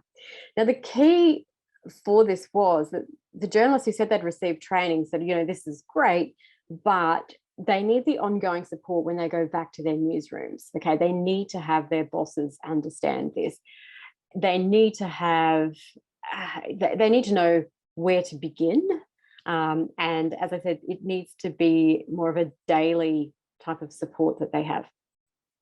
And so this is, it's understandable, because as we've heard, you know, the skills, the techniques of misinformation and disinformation, they do change over time. There's different scenarios that come about. So what are we doing about it? We have what we call Crosscheck, which is a very collaborative space where we get a number of journalists from different media organisations to talk together and be in the room together. I mean, obviously it's an online room together, but we've just launched our Election Watch project. So as I mentioned earlier, this is coming ahead of the Australian federal elections, which are due by next May. And we spoke to employers here and got their support, so that top-down support. And so far we've gathered over 16 newsrooms from across Australia, which in our Crosscheck network, we've now got over 110 journalists who are members of that represent news organisations from a diverse range of news organisations. So you've got your mainstream media, your mainstream mastheads, we've got regional, thanks to Saffron Howden, we've got Australian community media representing us from Perth to the Canberra Times, to Wimmera, to Tasmania, right across Australia, as well as a number of ethnic diverse organisations and gender diverse organisations and community groups as well that really understand the different communities that are targeted by misinformation. So we've got them all in together in Crosscheck, and they have just finished a number of trainings with us and crisis simulations. We've got some more actually that we're bringing on every week. We've got more and more that are coming. Okay. And so as we look at the advice from our survey, we see that, right, we're not just going to do the training that we've done over the last few weeks, but we're going to keep talking to them in this, it's a Slack community, and we're going to keep feeding in there every day what we're monitoring online with social media. We're going to keep putting in there every day what our guidance is, what our cautions is, so you don't amplify this, what's on our radar. We're going to dig a bit deeper. We're also drawing on the reflections from these different community groups and not-for-profit organisations and media, and bring all of that expertise into the table. And we've already seen that this is leveraged throughout the organisations, because other people in the organisations are saying, oh, what are you doing? What are those resources? Hey, we need more of this. And so we've got this greater impact that way. And just a bit of a case study of how we can see the misinformation slow down in real time. This is an early example that we saw during the early days of the pandemic. There was a former health minister in Australia who stated with no basis that some people in hotspots were refusing to be tested because they believed conspiracy theories. Now, the problem with this was that the hotspot was home to a number of different ethnic minorities. And so we could see the online narratives and the discourse that this was really attracting, just the negativity to the ethnic communities. And I could also see how some of the journalists were reacting and reporting on this and really basically amplifying it. So I got in the chat group that we had at the time, and I just said, explain the situation.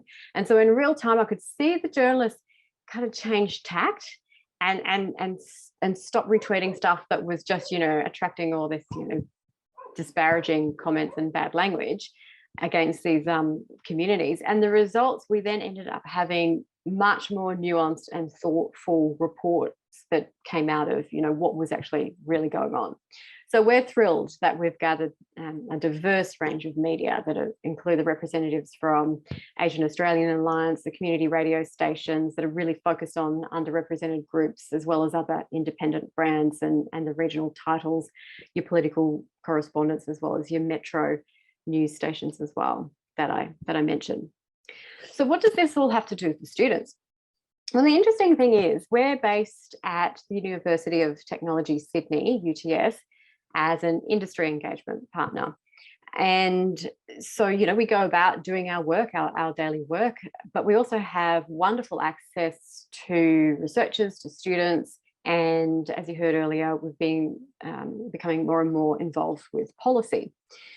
So We ran a practitioner course for students that are journalism majors and digital and social media majors. And we ended up just trialing running the actual same course that we deliver to the practitioner journalists in industry. We pretty much ran the exact same course for the university students. And it was a bit of a trial to see sort of, how they go. This is a quick rundown of what we do, the introduction to the misinformation system, make sure we're all using certain terms and not being, throwing around words like fake news and, actually understanding what things mean, understanding how to verify, contextualize for, their particular region or for, particular countries, whatever they're reporting on. We show them how to search, how to set up the workflows, and we're quite interactive with what we're doing there.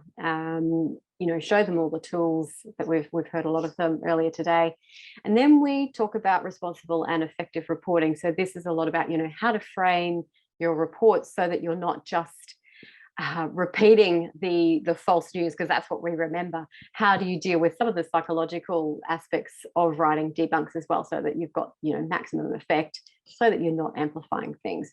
And then we just have capped off this week with live simulation. So it's a crisis simulation that we put on a particular platform where the students actually experience the disinformation online campaign in real time, and they have to react. They take on certain roles and they have to react and put it all together.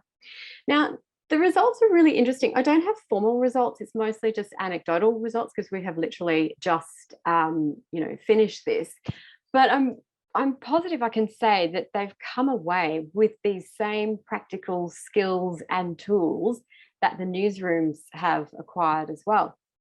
And I think the interesting thing, just from my own perspective when it comes to experience working with students in Hong Kong, working with students in Australia, and having my own older teenagers now, is that yes, they're digital natives, so they're really good and they're really quick, but there's not an inbuilt training on how to think about media literacy and news literacy.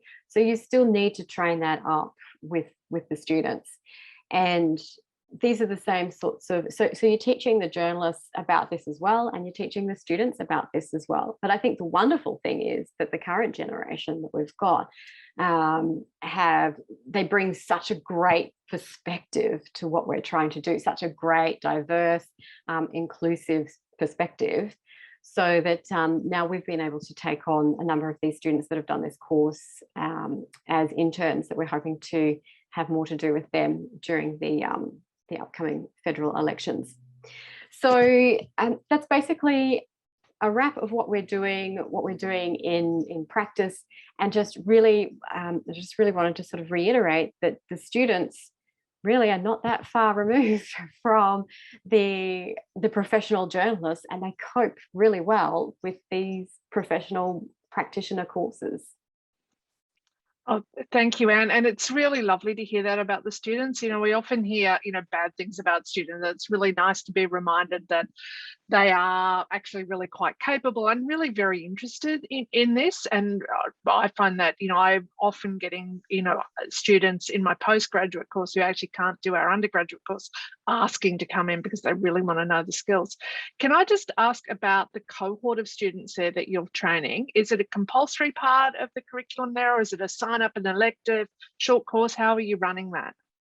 Yeah, so we just ran this because as a short course, it's not part of the credit system or the curriculum. So it was, just, do you want to have some experience working with an industry partner and do this course? So it's really very much at the first stages of that, but we're looking at making this a little bit more formal, I hope, and building this into an actual, there's a lot of talk the universities have, certainly pre-pandemic, about micro-credentials and that sort of thing as well. But yeah, it's really just an industry engagement. So it is an actual, on-the-job type of learning, and early days.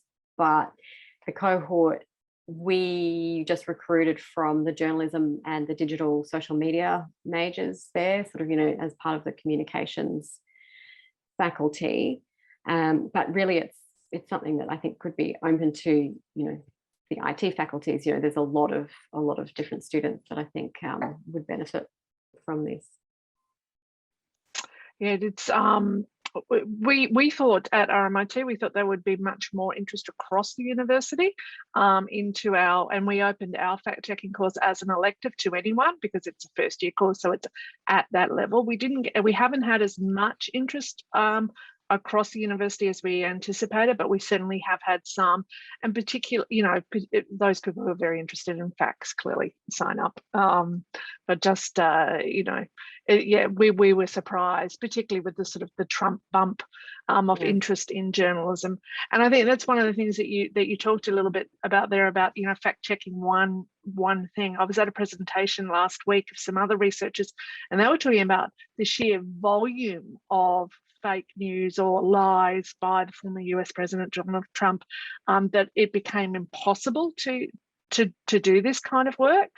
Is that something that you talk about at all in your training? Yeah, and also we do caution too that, you know, with some of the news organizations, and we did some training with CNN at the time, said, you know, actually the more that you try to debunk every tweet he has or everything he says, you've got to think about, are you just amplifying that further? So you've got to actually fill the space with quality information and put things into the context first. So we're very much focused on not just looking at an individual debunk, although obviously they're important, but it's looking at the whole narrative around certain topics and subjects. You know, at the moment, there's a lot to do with vaccine hesitancy and just how to frame that. And I really think we're really only now getting those public health messages out there with that true understanding and the true context, so that we should have seen, and I think, you know, not only media, but a lot of the public health campaigns should have been a lot faster when it came to things like narratives around experimental vaccines. There's so much information that we can get ahead of that curve beforehand, but it was just a little bit too slow, I think. But that's where I want to see, you know, this multi-pronged approach. Journalists, you know, governments, platforms, all really filling this space with the quality information, because otherwise there's that void, and we've seen what happens with the poor quality information that just rushes in. Absolutely. Thank you so much. Does anyone have a specific question for Anne, or shall we jump now to Gordon?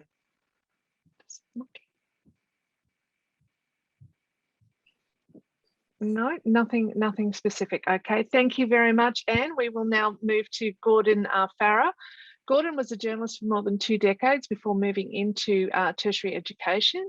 His teaching obsession is fact-checking and verification, also the field of his doctoral research, and OSINT, open source intelligence tools.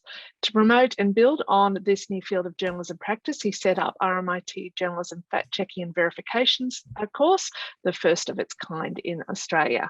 So Gordon, you have the floor. Hello, can you hear me? Can you see my screen? We can, you're all good to go. Oh, thank goodness. I've been offline for a lot of this session. NBN, Australia's NBN, not great.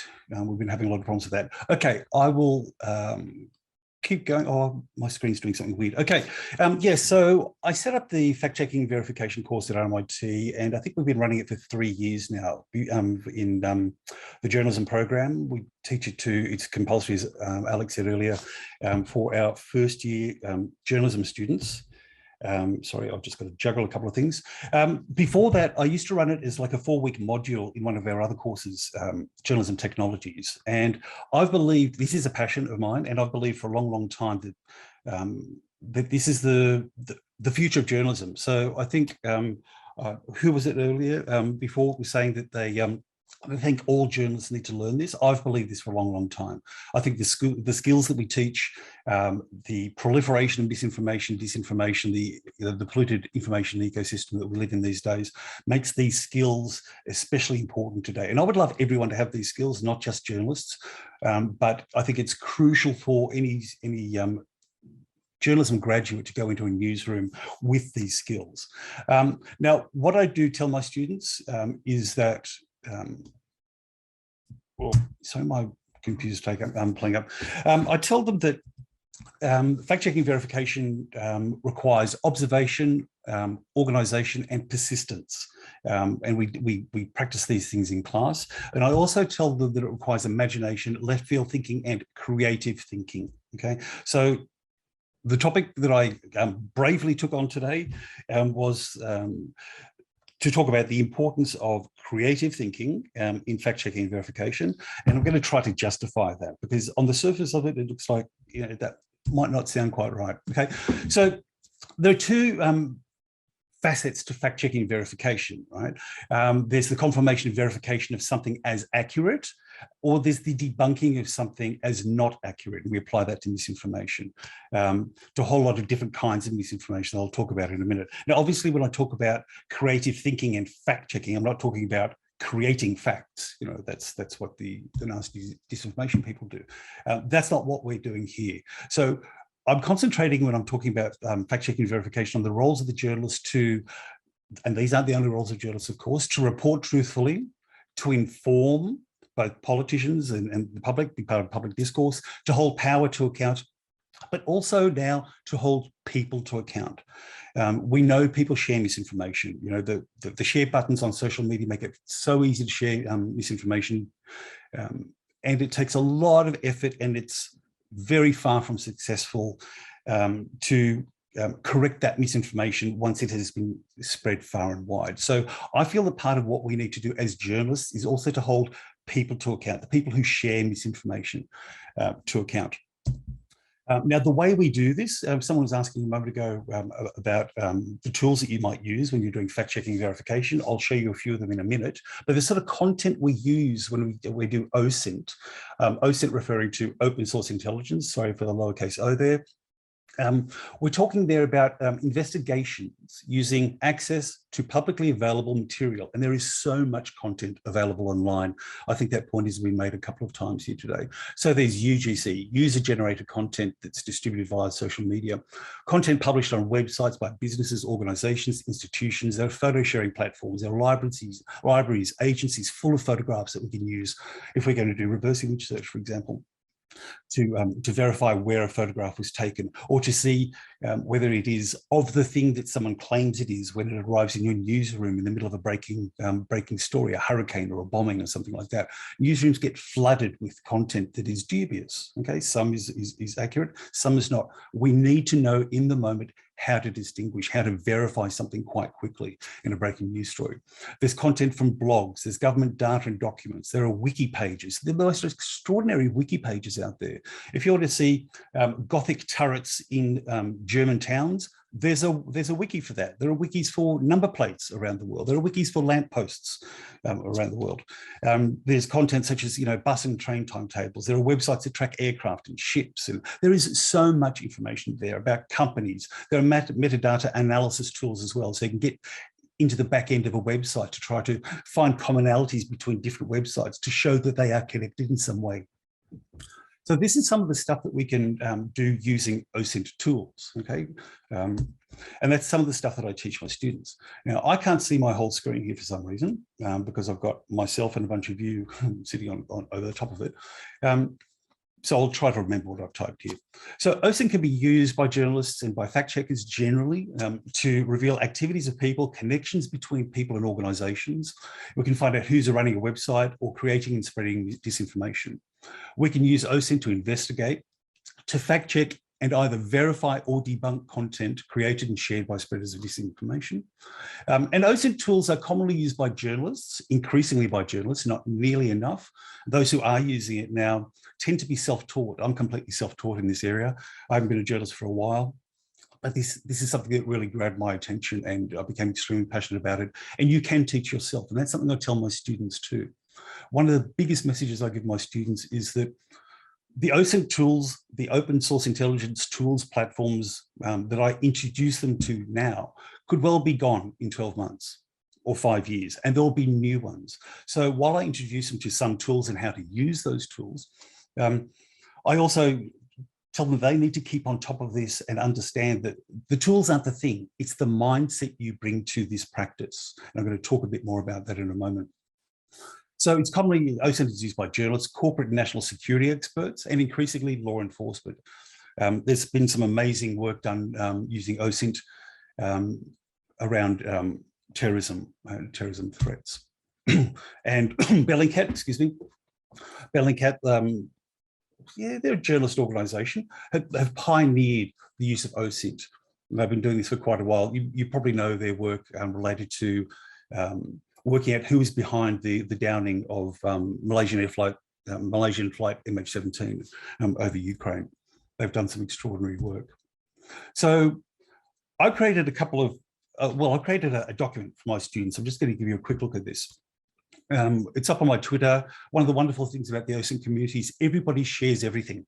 Everybody has a tip here, a tip there. We all share them. There are tons of websites that pull this sort of stuff together. I created a document for my students and I shared it online with people in the very, very vibrant OSINT community on Twitter. It was very well received. The reason I want to show you this, and I'm happy to share this document with you, anyone who wants to take advantage of it, use it. The reason I want to share part of this document with you is some of the stuff that I use to introduce students to OSINT, open source intelligence, is about the thought processes behind it, the way that you can make the best use of OSINT tools. And a lot of it is about thinking, okay, how you approach what you are trying to work out. So there's a fantastic video there from Micah Hoffman, excuse me, from OSINT Curious. There's a great piece by Christina Licati. This is a wonderful piece. It's about seeing versus looking versus seeing, you know, and something I talked to my photojournalism students about as well. Excuse me. And then there's a great piece by OSINT guy, Dutch OSINT guy, Nico, about OSINT being a state of mind, right? Here you go, Owen. I've given you a bit of a plug here. This is Owen Sweeney's OSINT Essentials. Someone's asking about the tools before. I put this up here so that you can see there are an amazing collection of tools all over the net. Very easy to find. So we've got Owens there. We've got Julia Bayer, who's a German fact-checking verification specialist. We've got OSINT Framework, which is a pretty nifty way to set this sort of stuff out. I'm happy to share all these links with you later. Excuse me, I just need to take a sip.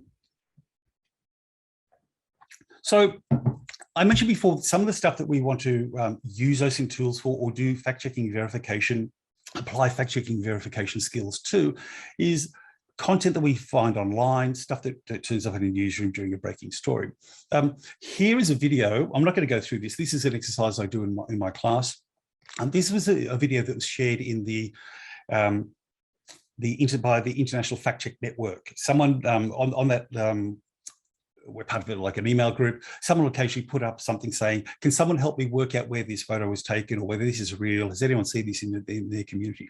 And this is a video that showed people who look like they're of African extraction, or the claim was it was a group of African people who were being attacked by local Chinese somewhere in China related to COVID. And they wanted to find out whether the video is what people claimed it to be, because it's all over Facebook in Africa. And it wasn't that hard to work out that it was actually taken in New York. I was able to find out who took the video, where they were standing, when it was taken, a whole lot of other stuff. And I used creative thinking to do that. Here's an exercise. I know some of you will be sick of me talking about this one. I was given a challenge to work out where these two photos were taken, and with no information at all.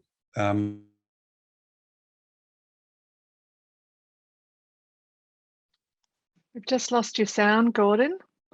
Gordon is continuing to talk, but this is an example of a particular challenge that Gordon came up with, where he was given two images which with no information, and through a process of detective work figured out exactly where they were in the world, and it's quite the story.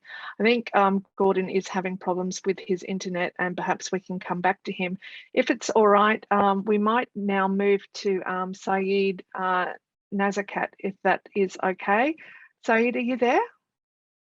Hopefully you've got no issues with your... Excellent. So thank you so much for joining us, Saeed. I'll just introduce you. You are, as you know, but for everyone else's knowledge, Saeed is an award-winning Indian journalist, media entrepreneur, founder and editor-in-chief of Data Leads, a digital media company he founded to promote open data and democratization of information at scale. He leads Data Leads in New Delhi, as well as oversees its outreach across Asia with different partners, including with Google, IFCN and Internews. Saeed, you have the floor, and thank you so much for joining us and for your patience in staying on the line. Thank you so much, really pleasure, and I'm really enjoying this conversation. It was really wonderful to hear the different perspectives on what's happening in the region and the challenges before the different, fact-checking organizations and approaches. I'm going to use a couple of slides to just quickly make a couple of points. Yeah. So I think one thing which is fundamentally changing is the information landscape. I remember when I started journalism, like some 20 years ago, there was no cell phone, there was no Google, there was no Facebook, there was no WhatsApp, and it was all like a manual work. You go out, you gather information, you typewrite, and you publish. And suddenly, at least in India, there was a huge explosion of information, I think 10 years ago. And when a lot of things came to this country, data became cheaper and cheaper. People started having the cell phone, and suddenly almost everyone was on internet. If you look at Indian story, we had our first newspaper, wow, this is like 1718 when we had the first newspaper called Bengal Gazette. And then it took us 150 years to move to radio, which is a huge, the time for next medium of information. And then again, almost more than 3 decades to reach to a TV station when we had the first TV station in the country. But now this is like almost 200 years of change in the media landscape. But suddenly then in the last 10, 15 years, we are like, wow, this is 100,000 newspapers, 38,000 weekly, magazines and monthly news, magazines, 800 plus satellite TV stations. So there's a lot of media out there. And that really is creating fundamental challenge for us that we as a society are not really able to separate what is false information, what is right information.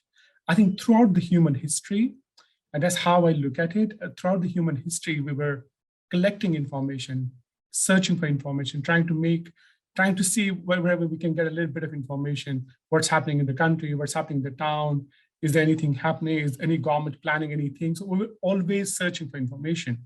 But now I think the challenge is for us, there's so much information available out there, how to make sense of it, how to distinguish between falsehood and truthful information. I think this is really a global challenge, and this puts unprecedented pressure on every segment of the society. It's no more just the journalists dealing with the misinformation. During the COVID-19, we saw how globally the healthcare organization are now at the front, at the front line of identifying and combating misinformation. WHO started a full course for doctors globally called infodemic management course, because they realized this is it needs a whole society approach. It's no more just the journalist's job to fact check information. I think our learning has been, so far essentially how to empower next generation of storytellers with fact-checking tools and essentially approaches, how to really give them a vision, they can see what's happening and they prepare themselves for something which we really are not certain of, what kind of situation we will have in next, say, for example, 4 years. Say in India, right now, half of Indian population is on internet. The next half of population, 50% of population, is going to join us in next 2-3 years. That means 1 billion people on Facebook, on WhatsApp, on different platforms. We already are dealing with very serious, challenges on day-to-day life, dealing with the misinformation. During COVID, doctors were attacked, shops were burned, there was chaos, there was a Islamophobia, there was a lot of issues happening because of misinformation surrounding only to COVID. And leave aside the political misinformation, leave aside the danger to democracy, how elections can be manipulated with the misinformation. So the question is how to empower the future generation. So our learning has been, we have been working in this space for a little bit. I think in 2015, that is when we first thought that journalists need to work with non-journalists. And that is really the future. I'm really a strong believer of that. The collaboration is not just collaboration between journalists and journalism, educators. It has to be a collaboration with people of different segments of society. So we invited 20 doctors and 20 journalists in a remote part of India, in Kashmir, to see how we can fact check health-related information and do better stories about it. We thought it's tough to have doctors on board because they're extremely busy. They have a lot of things to do in their lives. So, but to our surprise, 8:30 in the morning, when we reached the venue, it was half occupied, and all the doctors who registered for this boot camp were in the room, and journalists are still tickling one by one, coming one by one. And that gave us a sense that, sometimes it's not too difficult to have collaboration with people with different domain expertise.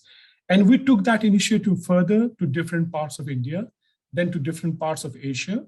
Eventually, today we have this network now almost in 30 countries, where these doctors are part of this fact-checking network. It became immensely useful during the COVID infodemic to identify and debunk health-related misinformation. So we took, and how we selected the doctors was also quite exhaustive. We put an open registration call. It was a pan-Asia approach. We had doctors registering. Out of, I think, 200 doctors, we selected 40 in the first row, and they are part of now a group where we keep inviting them for different summits. The picture you are seeing it here is actually the summit we did in Singapore before the COVID. It was titled Misinformation in Medicine. And again, nobody had an idea that we will have a COVID in just 6 months. And then this network became extremely useful. But this also gave us a reason that maybe perhaps the journalists need to be much better equipped with fact-checking tools and approaches and all. And 2018, we started something which was really modest at the start. We thought we will do a couple of trainings, TOTs for a couple of journalists and all, and then see what happens. And Google supported this whole initiative. Internews was a partner and so many others. And we were so glad to have Owen there leading it actually in terms of training. And we through an open call, we asked journalists and editors, media educators essentially, to join for this fact-checking training program in India. We got some 5,000 plus applications from across India. Eventually, we selected 250. We trained them in 5-day long boot camps in person in different places in India. 2018, 19, 20, we are in 21. We have trained journalists in more than 1,300 newsrooms and students in more than 700 universities in India. In 2018, there were hardly few fact checkers in India. I can count hardly 5. Today, there are hundreds of fact checkers. In 2018, we were producing 10 to 12 stories a week, fact-check stories. Today, we are producing hundreds of fact-check stories, which are reaching millions of people. So the scale, in a country like India, the scale is also very important because it's huge. And you can see different pictures where how we did this training in different newsrooms and organizations. And during this whole process of training so many people at different journalism organizations, we also realized somehow that we also need to have the society on board, let people have better understanding how to consume information, how to identify misinformation. So it's not just the journalists who produce a great journalism, but how people consume it. So again, with Google support and Internews on board, and a lot of educators on board in India as a curriculum, advisors, including Masato's great help actually in during that whole framing exercise. We selected again 250, mostly educators, 60 community radio stations, a lot of community leaders, and we trained them through a rigorous 3-day long training program. And then again, what they did was that they went beyond big cities actually to small places. And we did some 500 workshops in the last 2 years, where we're reaching these communities in extremely Himalayan regions, to a desert in Rajasthan, to community radio stations, to women. A lot of women participated in these trainings. And that has been, quite an exercise for us in the last 2 years, just learning and exploring what's happening. And then last year again, with BBC again and Internews on board, we thought let's have a pilot, understand how we can train students in India. And learning from our initiatives in the last 2 or 3 years, working with journalists, fact checkers, media newsrooms, universities, then communities. Let's look at students, because there was also this understanding that if we really have to win this battle, we have to start early. We have to train students as early as possible, because it's they're much better equipped to understand what's happening online. So in this program as well, we selected 40 trainers from across India. And their task somehow is to go to 120 schools and train 7,000 students. And then we will understand how this training can go. We already are on it. I think they have already trained at more than 100 schools in the last year. And we're looking at actually how to assess this after this whole training is over. And so my last, couple of thoughts on actually what we are learning from this whole exercise is we're very clear about one thing, that the challenge of misinformation will increase. No matter how much we try, no matter how much effort we put on fact-checking, training, teaching, building curriculum resources, the challenge of misinformation will increase by default, actually, because of a lot of reasons, actually, because of technology, because of size of population, because of low literacy levels at different levels. So that we kind of understand, particularly in a country like India, again, where massive education, modernization is required, but which is not happening at the really large national scale. Then we're thinking that what really can work well is start really teaching digital literacy earlier, let people understand what happens on Facebook and Twitter is really not like a gatekeeping and all. So people come better prepared when they go to colleges and universities. And also you can't do everything on your own. So you need to identify partners. So collaboration is the key, collaboration between media educators, researchers, journalists, fact checkers, and other segments of society. We also realize we really do not have good research available about what makes people vulnerable to misinformation. So we think there needs to be a more effort on understanding what's happening so that people can actually figure out what is the best curriculum we can develop. So we are working on a couple of studies actually as an assessment report, what we did in the last couple of years, what we are learning from that. But I think there's larger space, particularly in Asia, to understand what's happening. So we need more guidance from educators, how to design these research so that we can understand whole thing better. I also think that training is not just about tools and approaches, but it's also about the vision, how we see future coming to us. And then also remembering people learn through different ways. Some are good at learning tools, some are good at understanding concept, like critical thinking was the most, the feedback we got out of all the trainings we have done so far. Majority of people really enjoyed understanding critical thinking than the tools. So which was again a good feedback from us. And evaluating training resources frequently. And we also realize, and Owen has been extremely helpful for us to design a course for recertification. So people, if they have gone through a course 3 years back, they need to recertify to see and test their level of knowledge of skills and tools, because tools keep changing all the time.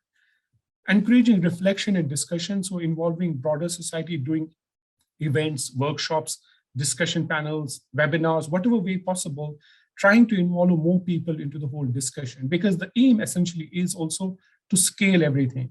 Because if you're not able to scale anything, particularly in big countries like India, the problem is you may do amazing work, one great story, two great stories, but then the space will be limited. You will not be able to reach huge masses out there who are actually consuming this misinformation. So this, I try to quickly collect all these things in terms of just to make this point that the challenge is huge, honestly, but there are solutions. There's a huge possibility of collaborating with different people, and people are generous, actually, amazingly generous to support each other. That's also we learned. We were not really so confident of, for example, community radio stations that they can come forward.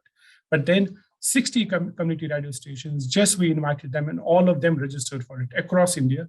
They actually allowed us to reach millions of people because they were broadcasting this fact-checking bulletin in the morning or Saturday morning. So I think there's a great possibility of bringing educators, journalists, fact-checkers, and other people on board and exploring a future where we all are together, at least in our vision, that this is a challenge. We all need to do our bit to address it. Thank you so much. Thanks a lot. Oh, look, what impressive work. And I am just blown away by the scale of what you have achieved in a relatively short time. I don't know if anyone else has got questions out there. I've got so many. When you talked about evaluating what you're doing, can you just give us an idea of some of the ways you are working, what kind of tools are you using to evaluate? Yeah, so, okay, so the one way we do it, of course, for every training, we do pre-test and post-test. So we test the knowledge of participants before they come to training.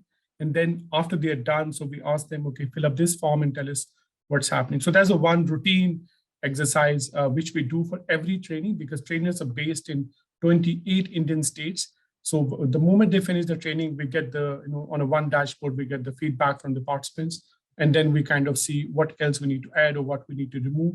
But besides that, we are actually in the process of doing a major assessment report of particularly of the media literacy project, which we did last year. It has been ongoing actually from the last 7 months. So we have had an agency to do this research for us, so which is an Indian media literacy initiative, a group of educators and all. They're doing this study for us. They essentially went back to all the participants. They did a pilot. They went back to all the participants. They gave them tasks, and they are trying to submit that report. That report will be public hopefully in next 1 or 2 months. And I will be very glad to share that report. It will be a massive report of almost 100 pages. So which will be public most probably in February, March next year. Oh yeah, no, I would love to see that. My other question is around languages, because this is an issue here in Australia where, for lots of really bad reasons, the majority of Australian journalists only speak English and therefore aren't linked into the many communities and different languages out there, and have made what I believe are quite incorrect assumptions about what's happening in various language groups. How do you deal with ensuring that each of those language groups is appropriately trained, or how do you deal with the various languages? This is a great question, actually. And, what we really realized once we started it was really how important the languages are actually in a multicultural, multilingual society like in India. And we were really blown up when we saw the misinformation in different languages, and then we compared that with English, which is absolutely no match, because the majority of misinformation was actually in local languages.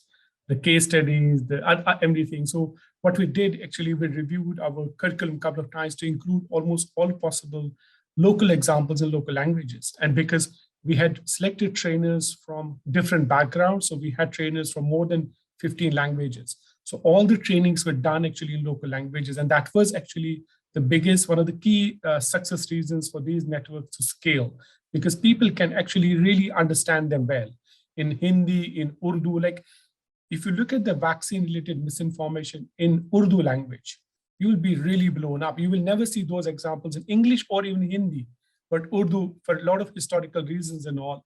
And Hindi, again, you will see a lot of hate speech plus misinformation around particular areas and all. So it was a discovery for us. And then Bangla, we can see what's happening in Bangladesh, coming to India, to a particular region actually, because people speak same language in Calcutta, in India, in Bangladesh for that matter.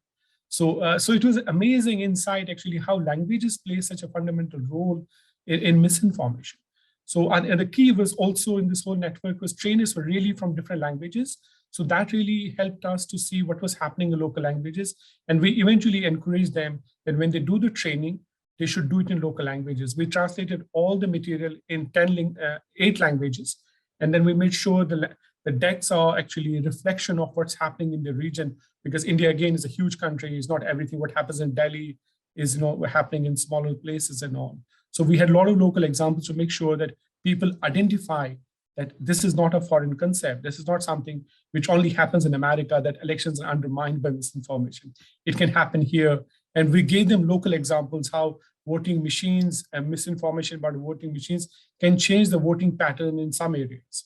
And they were really able to understand it because they can see a local face, local politician, and the misinformation around. I have another question. I know, we talk about literacy, and then we talk about media literacy, and then visual literacy. And I know that, they are, they're very different skills. Is that something too that becomes part of your training? Because I know here in Australia, despite our privileged position in the world, we actually don't have great actual literacy among many sections of our community. So I wonder how you deal with that. We are not involved yet the visual literacy concept, but for next year, I'm certainly thinking of. I did it as my master's course, so I can see it was extremely helpful for me to design some bit of course, because I can see colors play fundamental role actually in our region. If I use blue color and green color, it really means something. If I use saffron, it means something. So people really identify a lot of things with colors and shapes and, formats actually. So I'm a great believer of like, if you don't tell me anything, if I just show you a picture, you will understand half of it actually. So I think visual literacy is a fundamental course, and I can see a lot of engineers taking it actually to understand social media and understanding social media listening, because they see that colors, shapes play a fundamental role, how we engage and consume information. So I think it's also something which we're considering how to include this in the next year curriculum for different fact-checking concepts. If we have a one module dedicated of the visual literacy part of fact-checking, actually, how to understand that. So that's actually something, like very important for, I think, for us as well, because, India is a multicolor society as well. So every community has a color. If Saffron is identified with a particular group of society, green is identified with Muslims for that matter. So all that. So it actually, one of the major misinformation in India earlier 2020 was about a flag of Pakistan. And nobody realized just having a green color doesn't mean it was a Pakistan. It was a sign of Islam, which is like a 20% Indian population of Muslims, but there was a huge onslaught of misinformation and people were targeted, accusing them they're traitors because they're hosting Pakistani flag. And it was not a Pakistani flag, it was just a flag which usually Muslims have over mosques, but people do not, the other community couldn't get it. So there was a lot of violence around that. That's fascinating. And until you had just said that, I hadn't realized that green was associated with that. And now you've said it, I realize I have been associating that with it in my mind. Anyway, it's interesting. Look, thank you so very, very much. I can't see that there are any questions there in the chat, so we might move on, but thank you so much. That was just absolutely fascinating. So we're now going to move on Thank you so much. Thank you. We're now going to move on to Ash Rahmani. Ash is a faculty member in the communication departments of 3 campuses in the California State University system in the San Francisco Bay Area. He completed his PhD in the Interdisciplinary Communication and Information Sciences program at the University of Hawaii at Manoa, looking at women's leaders, community radio and mobile devices in Fiji for gender equality, government and climate change resiliency. He was born and raised in the UK. He is of Persian ancestry and is a new US citizen. Ash has lived and worked in China, Mexico, the UK and Europe, and he is joining us now. I hope, Ash, you're out there, and he's joining us now from Mexico. Hi, Ash, everybody. Yay. Yeah, I'm here. Can you hear me? I can indeed. Awesome. Firstly, thank you so much for inviting me to this space. Really appreciate it, and I'm learning an awful lot about fact-checking and critical media literacy, listening to all the conversations. Yeah, I guess I've got some slides, and I'll pull those up in a moment. As Alex was just mentioning, I teach in the Cal State system in the San Francisco Bay Area.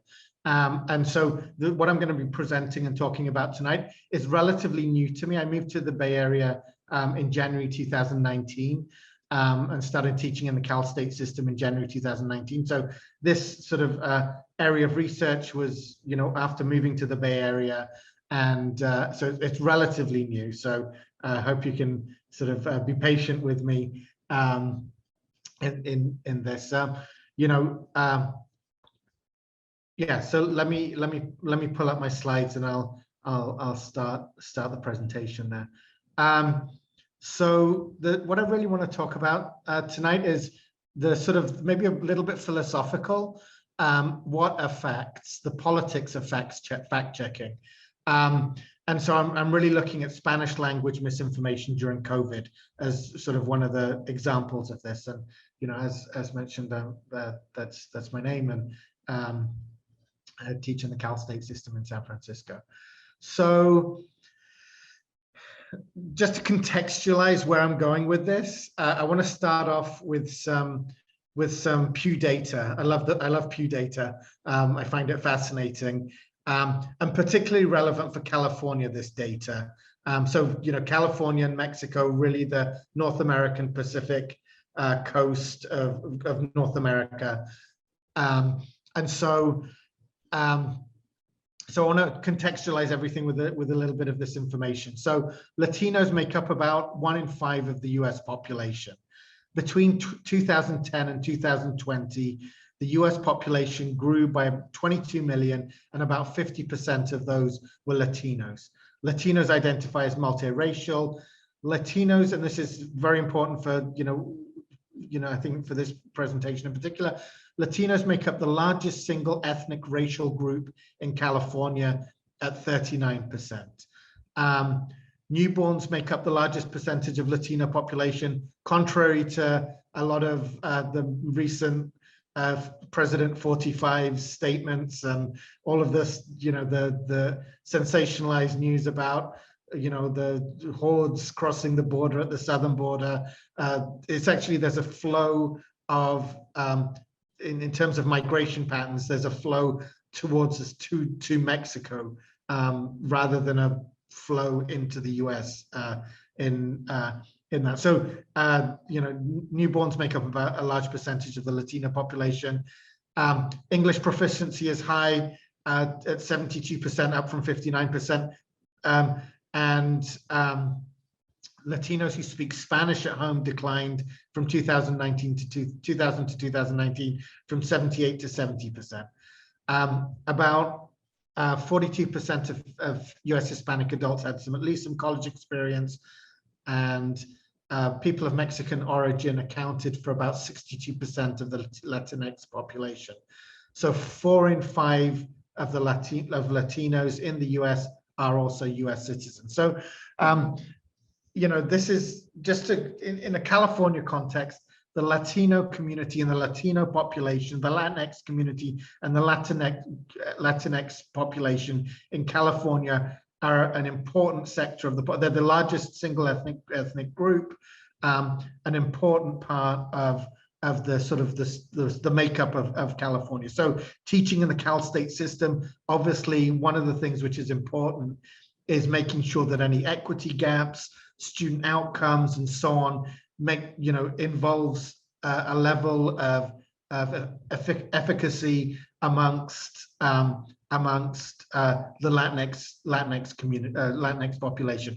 And in the universities that I teach at, San Jose State University is the largest feeder school into most of the big tech companies in the Bay Area. So San Jose State, in terms of universities that students come from, to the Googles, the Facebooks, the LinkedIns, the Twitters, the Airbnbs, these I don't know if Airbnb is Airbnb in the Bay Area, I think so. But these tech companies, San Jose State is the largest feeder school that in terms of percentages that come from any single school. And generally in all the California universities in the Bay Area, but I teach in the Cal State system, and so most of the Cal State system universities are Hispanic serving institutions, and so this is an important part of the student makeup. I just want to make sure I'm not going over time. So, and I teach. I'm a digital media and social justice and social change a researcher and faculty and instructor, lecturer. So really, I'm looking at digital media, and I teach classes to do with digital cultures, and most relevant to critical media literacy and fact checking, I teach a digital ethics class.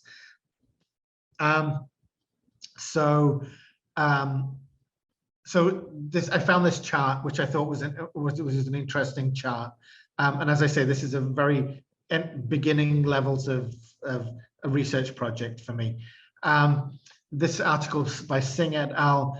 Shows this COVID-19 tweets by language in early 2020. So English, obviously, I don't know if you can see that chart, makes up a significant proportion of the languages of the tweets, and then Spanish is the second most widely tweeted language on Twitter in terms of COVID-19 tweets. So we can see that's after English, that's an important language that's being used.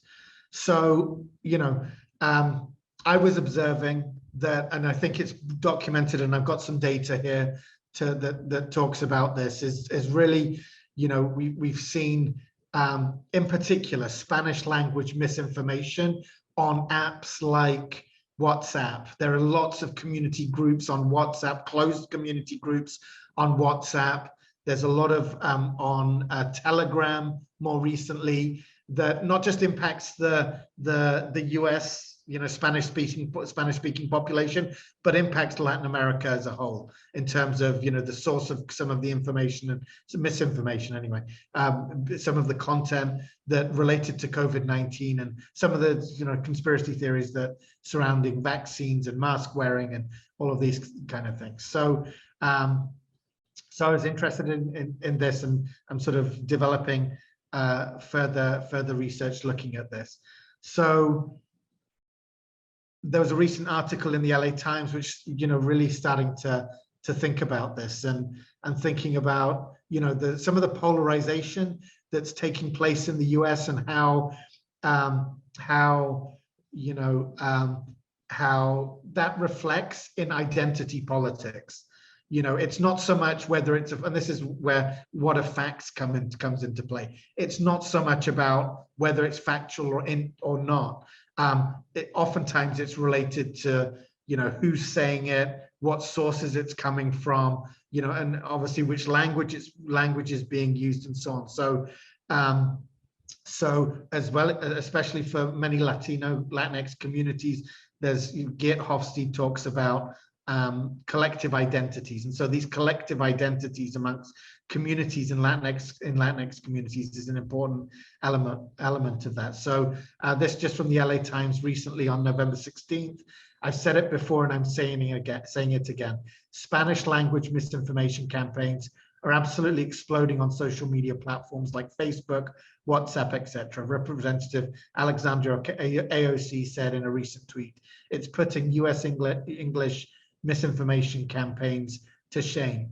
However, that said, for all the concern from within and criticisms from outside, Spanish is a relatively well-supported language by Facebook standards. A lot of Asian and Middle Eastern languages don't have as much fact-checking, and you know, there's a lot of recent studies that, you know, show discrepancies in misinformation monitoring and fact-checking by some of these bigger platforms as well.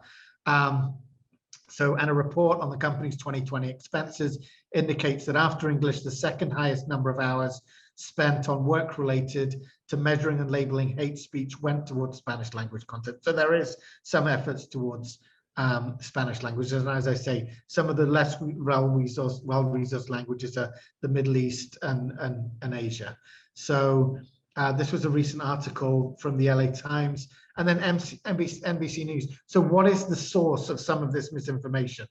And, you know, I'm trying to think through this a little bit.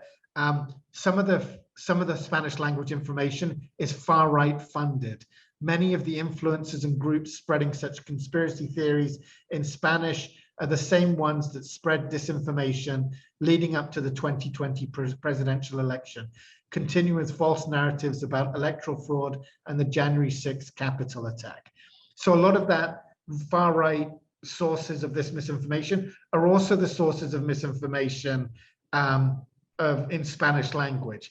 So I don't know, this may be my not seeing things with a very generous viewpoint, but is that saying then that far-right groups are in particular funding Spanish language misinformation for the explicit purpose of not promoting, you know, vaccine or COVID, you know, positive health outcomes? Is that what's happening there? I don't know. I'm just, you know, this is just something that's being documented. So the more dangerous Spanish language information about masks and vaccines continues to be in closed messaging apps like WhatsApp and Telegram and so on.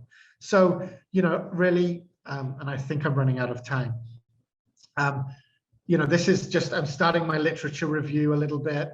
I'm starting to think about a project to do with COVID-19 and pandemic vaccine information in Spanish language, and sort of starting to build sort of just some background knowledge about this, in particular for this very important population in the California context as well. Just going back to sort of the educational aspect of this, this is a chart I really like, and I just put it in there because I really like this chart. But there's a demographic cliff that's happening in the US. In the next 20 years or so, there's an aging population. And so what that means is that, the number of students coming up through the system and entering the educational system there's a reduced number of students that are, because of the aging population, that are entering the educational system. That's going to be met through two different ways. One, it's going to be met through capturing and working with an older age demographic than the traditional age students. Then another demographic is obviously going to be international students. And so, as a geographically, in average age, Mexico has, the average age is 28.3. I just really like this chart. This is just the average age of different continents. And so looking at sort of where that flow of maybe international students and obviously the US is a migration sort of based nation. So, looking at sources of that. And so, the Latin America and Mexico in particular is going to continue to play an important role, I think, in terms of the flow of students that are going through the US educational system. So that Spanish language content, again, is going to be an important area. So as I say, this is a very nascent research. Just it's an area of interest for me. And so I'm just starting this path. So I don't know if I've gone over my time, but thank you for listening. Ash, that was absolutely fascinating, and it's I don't know anything about the Spanish ecosystem, and language ecosystem, so that's really it's just fascinating, and I love that slide as well. Particularly they're all old in the UK, which is interesting, and that everyone at 18 in Africa. I think that your presentation is going to have quite a bit in common with what Jay Daniel is going to be talking about, but he is not next, so you'll have to wait. But before I move to Sushi, can I ask if there are any particular questions for Ash from the group? Jay Daniel's saying fascinating material, especially pertaining to far-right groups. Jay Daniel is all over conspiracies. Sorry, in the nicest possible way. No, there's no particular questions there for you. There's one from Kathy Greenfield. What do we make about the demography, audience, media, literacy connection? Ash, can you see that question is thinking about the demographics? What is the media literacy rate or media literacy aspect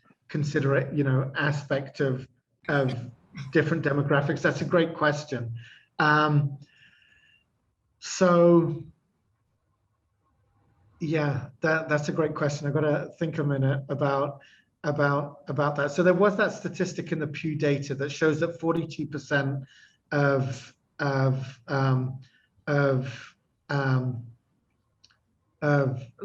Latinx population have some college experience, and there's obviously correlation with income levels.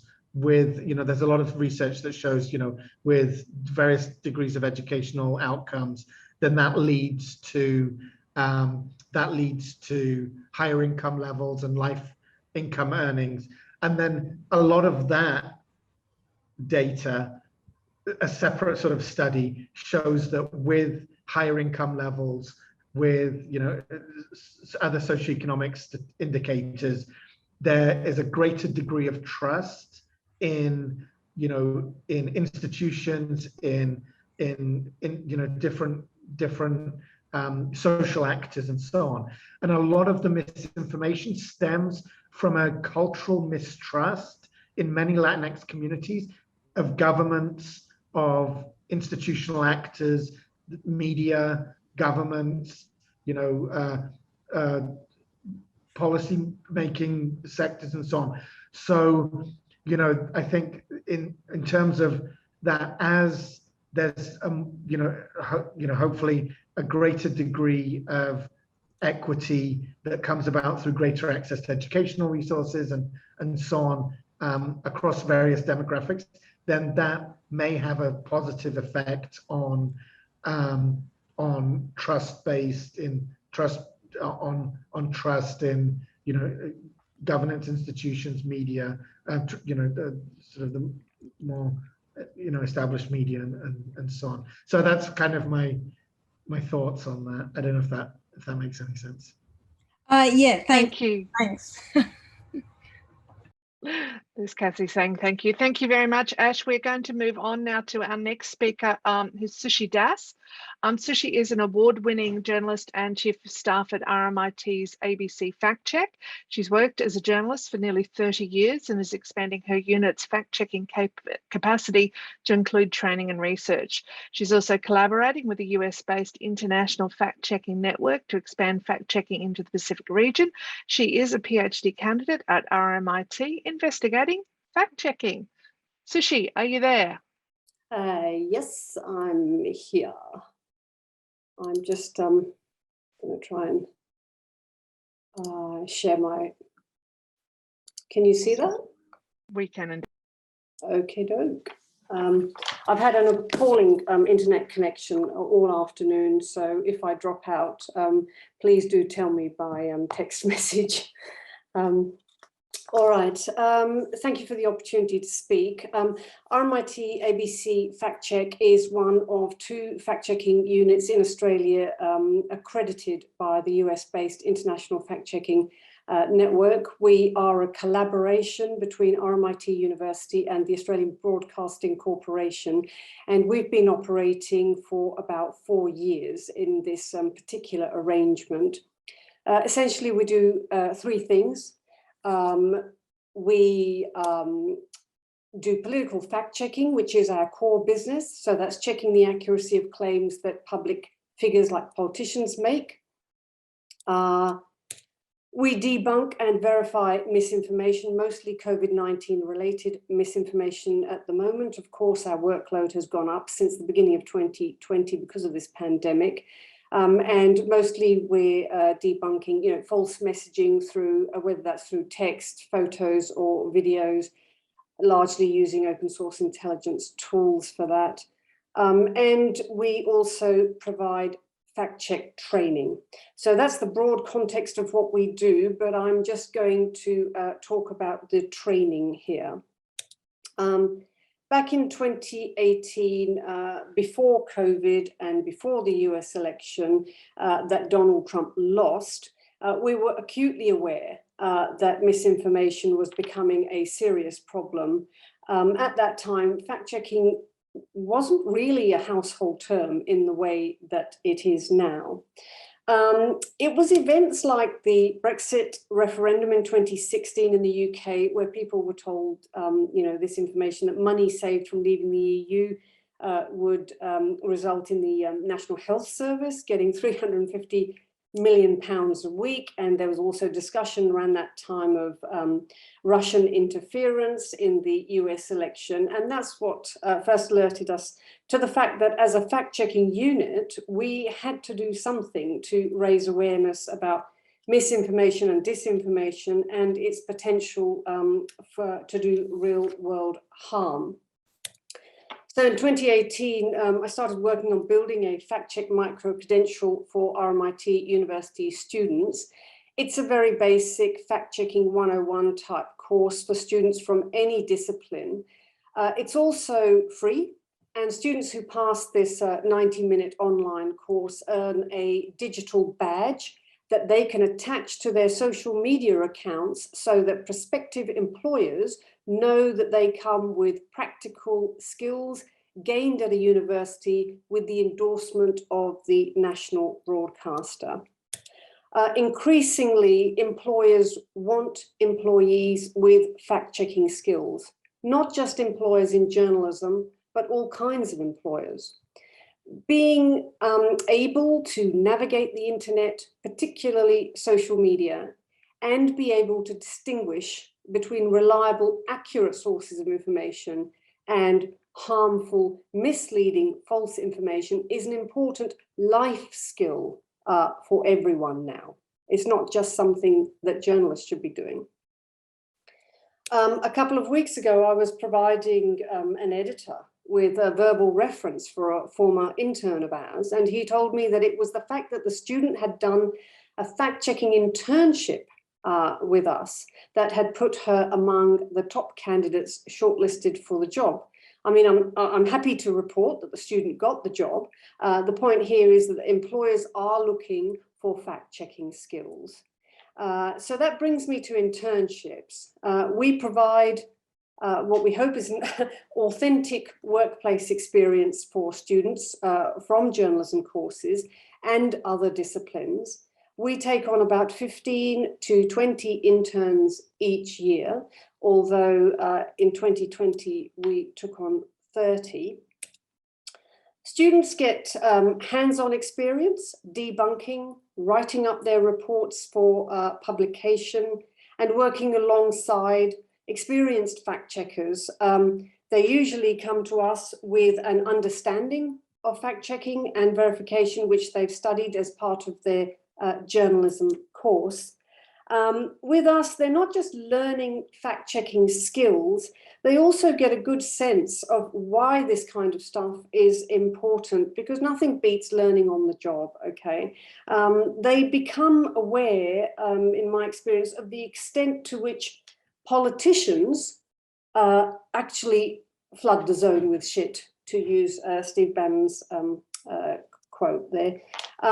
Students also learn how this mis and disinformation, you know, effectively the pollution that's out there in the information ecosystem, has a profoundly polarizing effect. And I think that sort of broader understanding, not just the fact-checking skills, but the broader understanding of the context is really important.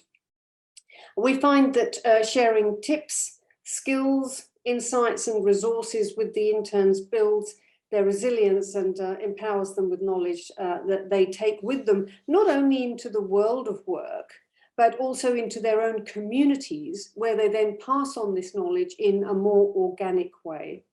We're in the process at the moment of putting together an election team for the forthcoming federal election in Australia, and we are turning to our interns to pull this team together, and they will provide support for our fact checkers. I just want to also mention that we also provide training to people outside the world of journalism. So we provide a fee-for-service training for anyone who comes to us seeking fact-check training. Our latest course was provided to Cambodian scholars who are in Australia doing either PhDs or masters. They were studying engineering, computing, you know, communications, cybercrime, a whole host of other areas. They weren't journalism students. And they came to us, asking to be trained in basic fact checking. So there is a demand for fact checking, fact check training, from ordinary members of the community, not just people in journalism. And these Cambodian scholars came to us through the Department of Foreign Affairs door, if I can put it like that. It's part of the soft power that the Australian government engages in the region. The Department of Foreign Affairs in Australia and the State Department in the US have a strong interest in building fact-checking capacity in the Asia Pacific region. As you'll know, that the fact-checking organizations is being established in the Asian region at a much faster rate than anywhere else in the world at the moment. And, you know, the Department of Foreign Affairs in Australia and the State Department see a significant threat from nefarious state actors in the Asia Pacific region, and so they are prepared to support programs that build fact-checking capacity in this region. I sort of finally want to sort of also mention that our fact-checking unit is also the Pacific region partner for the International Fact-Checking Network. And here is a lovely picture of a Pacific island, because at this time of the day, I think we all need to look at a picture like this and dream that we're there. Now, in our role as the regional partner with the International Fact-Checking Network, what we're doing is we're helping to roll out fact-check training to senior journalists in 7 Pacific countries, with the ultimate aim of assisting these journalists to establish their own fact-checking unit. And what we've learned is that the fact-checking landscape is very different for journalists working in countries with very small populations or authoritarian regimes. So needless to say, there's no fact-checking unit in China. But in liberal democracies like Australia, we fact-check politicians. They don't like us when we call them out for spreading misinformation. They have a moan, maybe they'll criticize us publicly, but that's usually the extent of it. But in countries like Fiji, for example, where the military is influential in politics and society, writing a fact-check article that a politician is not happy with can land a journalist or a fact-checker in jail, or result in news outlets being shut down, or other tactics that are designed to have a chilling effect on fact-checkers. These are 3 of our in-country trainers in the Pacific region from these 3 different countries who've helped us to roll out the course. There are other difficulties in the Pacific region too. Just to mention a few, populations in the Pacific countries are often very conservative. They're very religious. They're multi-ethnic with many different languages spoken. Their populations can also be very small, so everyone knows everyone. So a journalist might be a relative of a minister or several politicians, and that makes it difficult to fact check them. One editor I know had his whole newspaper shut down by his own uncle, who was a politician. So, and in these countries, official, reliable sources of information are often thin on the ground. So fact checkers have difficulty even producing fact checks, let alone dealing with the repercussions after they've actually written the fact check. So the point I'm just trying to make here is that there are a lot of obstacles in the way for journalists in these types of countries who want to work as fact checkers. Our training for these journalists has to bear these issues in mind, and we tailor the training and mentoring to the needs of this region. And I should mention that the International Fact-Checking Network, as I said, is based in the US, and the RMIT ABC Fact Check is based in Australia. So we are very mindful of how it feels for journalists in Pacific countries where Americans and Australians are providing the training. It requires a lot of nuance and very careful listening to the very specific concerns of the journalists in these countries. Nonetheless, we press on with our training endeavours because we are committed to empowering journalists and non-journalists alike with knowledge about how to tackle misinformation and how to develop that critical mindset, and also to make them aware that with all this false information around, it changes us and the way we think as well. And because, you know, harmful, misleading information is a worldwide problem, we see merit in widening or helping to widen the global fact-checking fraternity. So I might just stop there. Thank you so much, Sushi. It was I was particularly interested to hear on the work that you're doing in the Pacific, which I think is so important right now. Not just, you know, because of what's going on with various issues around the pandemic and vaccination rates, but just generally all those issues that you talk about, very close relationships between those who are reporting, those who are doing the fact checking, and those who are in government. It does make it very, very difficult. Does anyone have a specific question for Sushi right now? Otherwise, I'm conscious that we are, yep, there's a question from Matthew. Hi, yeah, no, I thought that was really interesting. Just comment and a question.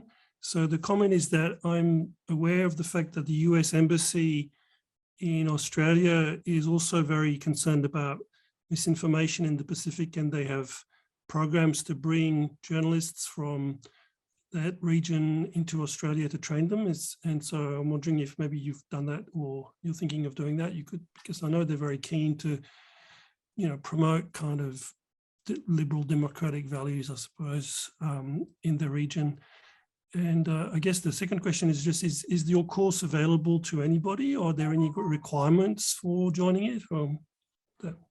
Okay, I'll just deal with that second question first, which is about the course and whether it's available to people outside RMIT. So the micro-credential is only available to RMIT students, but we are in the process of trying to what we call free the micro-credential so that we can make it available beyond the university to external parties as well.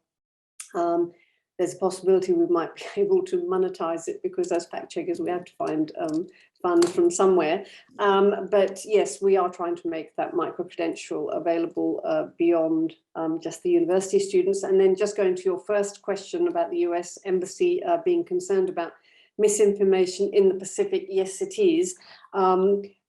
Whether it's to promote liberal democratic thinking, I can't answer that question, but I do know that they are keen to counter narratives that they don't find useful.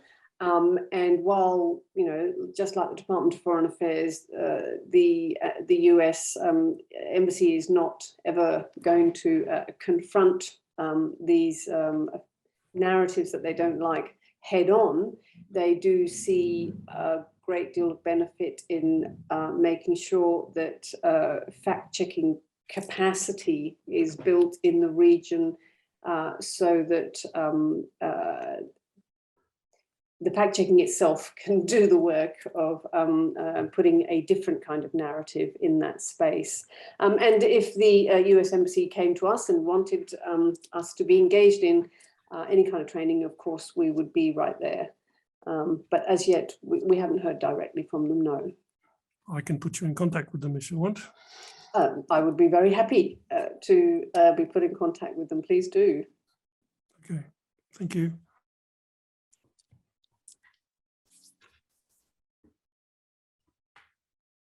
You're on mute.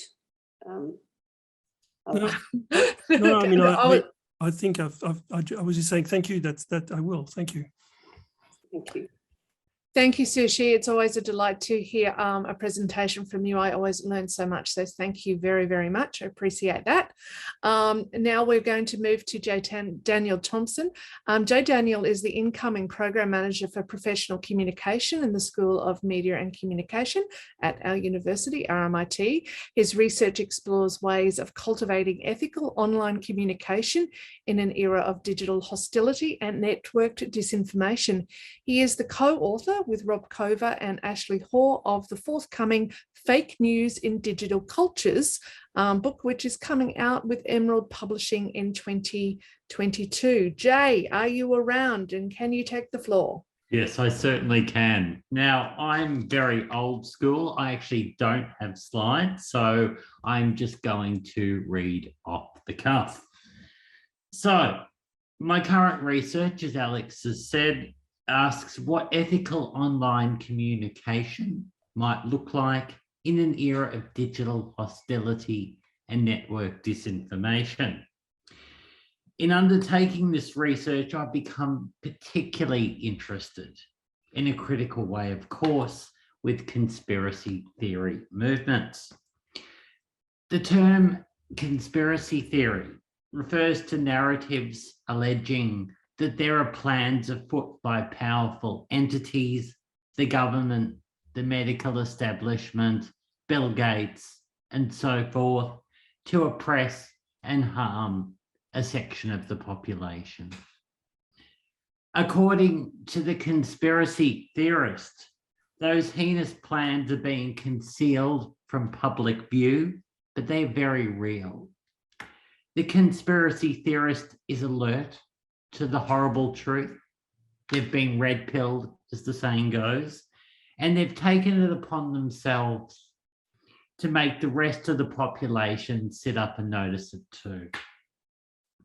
Conspiracy theories are not especially new. Witness the ongoing speculations as to who killed JFK, or more recently, whether he's going to make a comeback in Dallas.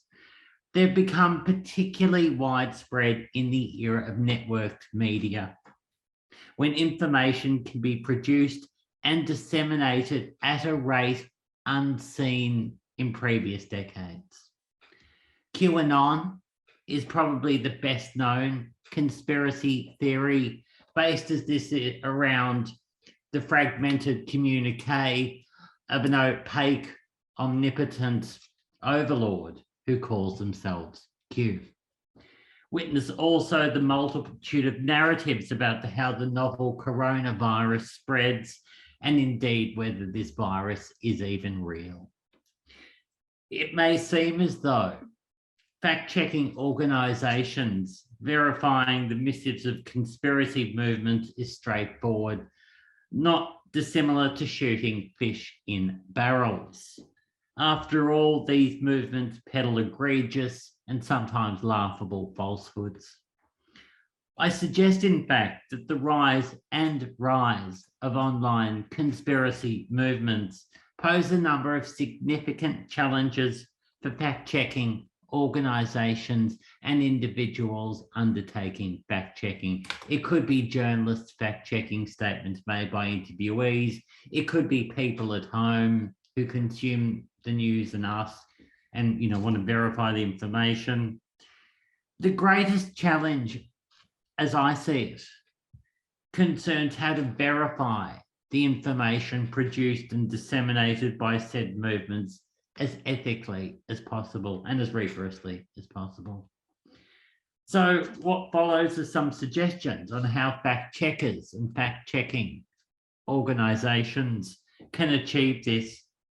These are points that can be, indeed, by the sounds of it, they are, being incorporated into journalism and communications classrooms when equipping the future generation of media professionals. So point one, report on findings in an objective manner as possible. That point obviously salient for those organisations, e.g. RMIT, ABC, FactCheck, we just heard from Sushi, that post their findings in online forums. It's very easy to describe the likes of QAnon or the anti-vax movement as dangerous and unhinged. Such labels are not, however, the remit of fact checkers. They're not the remit of journalists either. At any rate, they further stigmatise conspiracy actors and contribute to a sense of us and them that underscores many a conspiracy narrative, with, of course, us being the eyes wide open conspiracist and them being the docile, misled masses. Us. That's point one. Point two, accept nothing at face. That's not me. I don't know whether you want me to break. I'm trying to figure that one out.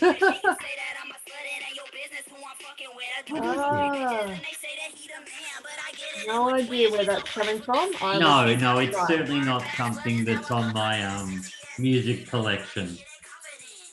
How can I? Thank you. I was going to get down. Anyway, we won't do that. Go there.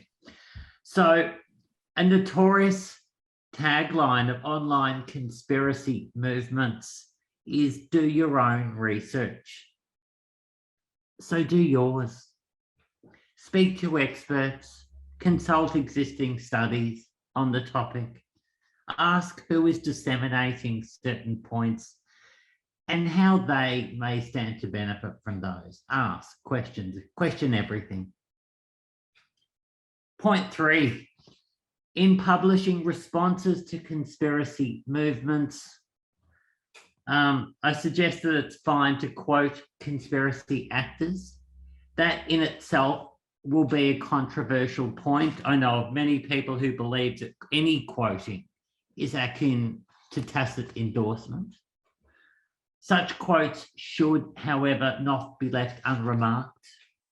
They must be balanced by quotes from experts, e.g. academics researching online conspiracies and disinformation, as well as facts provided by reputable sources, the Australian Bureau of Statistics, not something you encountered on 4chan, not something the drunk bloke at the pub told you. Last point, avoid debating conspiracy proponents. This can be a particular temptation when they reach out via email or in below the lines comment sections, goading and sometimes outright attacking you for suggesting that their viewpoint has little to no factual basis. Shout out here to the anti-vaxxer who emailed me the other week, insisting I was a middle-aged professor with a bad bleach job. Engaging can be emotionally draining. No, I didn't engage with the man at all, and even harmful, particularly when the conspiracist's response to your work is hostile. In my experience, anytime you disagree, however politely, with conspiracies and disinformation, you'll receive some blowback of some description from those who support those narratives, whose identities are firmly entrenched within those narratives. So to conclude, in a 2018 study, the US scholar Tarleton Gillespie describes content moderators as custodians of the internet because of the pivotal role they play in enforcing guidelines in online communities and making those spaces safer for users. I suggest that fact checkers in their diversity perform a similar function or range of functions. They highlight factually incorrect information. This is a lofty task for reasons elucidated by the other panelists. And I think the challenge for fact checkers, one of the great challenges, is to ensure they get the job done in as ethical a manner as possible with an eye to avoiding injury and the deception of their audiences and themselves. Thank you. That was absolutely fantastic, Jay Daniel. Thank you. Saffron has said in the comments, I would like to bottle everything you're saying, Jay, and it will be because it has been recorded and is bottled and can be distributed at some stage. We will have this posted up onto the UNESCO website at some stage. I'll also have it posted up onto the website for the Journalism Education and Researchers Association of Australia as soon as I get a chance to do that. And Tito is also bottling the hair product because it looks awesome on you, Jay, but I'm not an expert on hair products. Does anyone have a question for Jay in particular, or are you just going to buy his book, which is out soon? Yes, or both. Or both. Can you expand on the point about not debating conspiratists? That's look, Holly, that's a really good question there. And they might reach out to you on, I've had a number of them reach out to me on Twitter or via email, basically criticizing what I've got to say, suggesting it's bunk, suggesting that in one case I'm being funded by, which I was not aware of, just as I was unaware of, I was actually professor. It's very tempting, but I just don't think it would be a good thing to do. A lot of people who support conspiracy theories have very strong emotional investments in these. Nothing you can say will change their mind. I'm talking about those you don't know.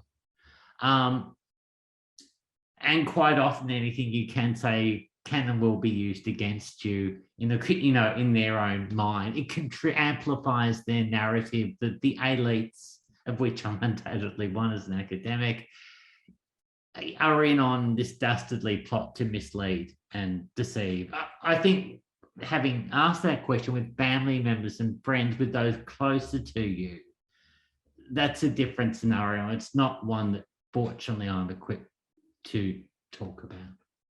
Thank you, Jay Daniel. And his book is called Fake News in Digital Cultures, out with Emerald Publishing next year. So thank you very much. We're now going to move on to our final speaker for the day, Tito Ambio. Tito is an Indonesian Australian journalist, lecturer and researcher. He teaches data and digital journalism courses at RMIT and is a PhD candidate with the Digital Ethnographic Research Centre at RMIT with a thesis on digital storytelling in Indonesia. I think the points that Tito are about to make in this particular presentation are absolutely vital to where we are in this time in Australia at the moment. So I'm very much looking forward to it. Thank you, Tito. The floor is yours. Thank you, Alex. And yeah, thank you, everyone. It's been an amazing day of learning and listening to people. And I found myself, I was just taking notes and just nodding all the time. Partly because what I'm going to say reflects a lot of what people have been saying, especially what Saffron was saying before about the ability for us to have that challenging mind. And I think what I'm going to share is some of my experience teaching students. And at RMIT, one of the things that we've been doing very hard to do is making sure that we have been seeing more and more students from marginalized backgrounds, as well as Black students coming to want to be journalists, and they're struggling. They're struggling with the conversations around journalism and about racism in journalism.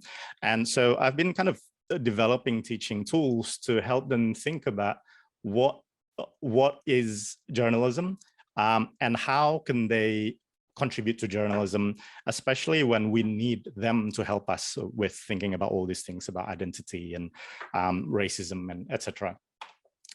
So what I want to do is basically talk about my experience teaching in what some would call a post-truth journalism, post-truth society that we live in today, and the fact that universities and journalistic organizations are a part of an increasingly mediatized world. Now, my PhD is in media anthropology, so if you're aware of that word mediatization, there's a lot of scholarly discussions around that, and I'm happy to talk with you later on if you want to talk about that. But I think when it comes down to it, what I want to be able to do when I'm teaching new journalists, and not only young journalists, because we also have older students in our cohorts, what I want to be able to do is challenge them and make them both be uncomfortable as well as comfortable in their own skin. So what I mean by that is ask them what it means to don the costumes of journalism and make them fit. And this is not only for, sometimes we talk about this and go, oh yeah, we have to train our diverse students, blah, blah, blah. But it's also about asking people who are part of the privileged majority, and I'm speaking from Australia. So, if you have young, white, wealthy, young students, they also have to think about, okay, what does that mean for me? And what can I contribute to journalism in the future when the journalism industry is facing a lot of these questions and we're not really coming up with answers. And so we depend on these young people to help us. So a part of this is asking ourselves, what do we mean when we say facts? And because my PhD is in anthropology, I'm trying to bring in sort of anthropological views on what facts are, what truths are as well. And I think one of the important things for us to understand is how facts have become less important than emotional persuasion. But I think what's dangerous when we talk about post-truth is, it implies that there was the golden era of the truth. But I think that's not true. Propaganda in the history of journalism have been used. There have been examples in the past where journalists have been, working with governments to spread propaganda. And I think what has been increasing is the publicness and mediatization of emotional responses to political questions. And what we need to do is help our students think about it clearly. And it's not easy. Especially because universities as well are going through the same things. Universities are going through marketization and mediatization. I don't know if you've heard, but Federation University in Australia yesterday, or maybe 2 days ago, announced that they're going to close down their 6 schools and rename their schools as employment and startup centers. And they'll start calling their deans as CEOs. And, as my supervisor, John Postel, likes to call it, now we live in the matrix in academia. So we are also facing these challenges where we need to ask ourselves, what is it that we're doing with universities? But on the other hand, journalism organizations are also, there's a mediatization of media where traditional news media are now facing the challenge of competing with other kinds of media, other kinds of commercial and activist media, and they interact and compete to capture and control public attention. Now, I'm going through these slides very quickly because I'm aware of the time, but I can share you with my slides later. And what I have been using in the way I think about teaching what facts are to students, I found these 2 papers very useful. But what I really want to help students with is really challenging what that sort of objectivist view of the world is, where, some journalists think, the reality is just an objective thing that we can just report on. But if you look at the history, that notion of the objectivist journalist understood as detachment and neutrality might be inconsistent with democracy. But also increasingly, we're finding students from marginalized backgrounds who also want to be able to say, hey, I have things that I want to share, stories that I want to share that are a part of my story. How can I use that as part of my journalism as well? And a lot of the students, if they go into a traditional newsrooms, they'll probably be told, no, you're not allowed to do that. And I think that's not, that shouldn't be the attitude that we should have in newsrooms. I think we should really challenge our own journalistic practices and be really critical of it as well. And these are big problems. And one of the small solutions that I have is we need to always train our students to ask the question, whose fact is this? Where is it coming from? And who produced this fact? And who decides that this is a fact? And this is why I think a 3-year journalism degree, some people say, oh, you don't need the 3 years to learn how to write as a journalist. But I'm sorry about my dog. But in a complex society that is ours, I think a 3-year degree actually makes sense because we need students to be able to think about these things. 2 guides that have been helping me is Kathy Park Hong from that book, Mind of Feelings. And I've also been thinking about anthropological theories about facts. I want to focus on what I've been learning from Kathy Park Hong. It's a beautiful book, Mind of Feelings. And in it, she talks about how as a poet, she's learning as a poet to, that she has to hide her identity. Poetry is this sort of universal art. But then she was watching Richard Pryor, this comedian, and good comedy or good comedians like Richard Pryor really forces you to be aware of the skin you're in and make you uncomfortable, about the skin you're in. And I think this is something that we need to do more and more in journalism as well. We need to start challenging this sort of costumes that we wear as journalists and say, you know, we are super objective and, you know, we're not political. I think we need to start really problematizing that and bringing our students to help us with, how to find answers to these questions. As a case study, this is probably one of the best case study to talk about. This is very recent in Australia. There was a 3-part series by The Age about cancel culture. And I have a lot of problems with the way the 3 stories were written. And I think it's very important for us to look at who wrote it. James Button, who is a good writer, but now he is a member of the Australian Labor Party. And if you look at how people respond to it, someone like Lee Sales, who is a really good journalist, and I love her journalism. You know, she says this is at least the first story was a really good story. This is, you know, a superb and thoughtful article. But then if we look at how people respond to it, especially people who have been dealing with the issues of cancel culture, a lot of people see a lot of flaws with it. And I think that says something about how many newsrooms, you know, they're a bit clueless when it comes to talking about these issues. And this is a tweet by one of my students, Emma Hartley.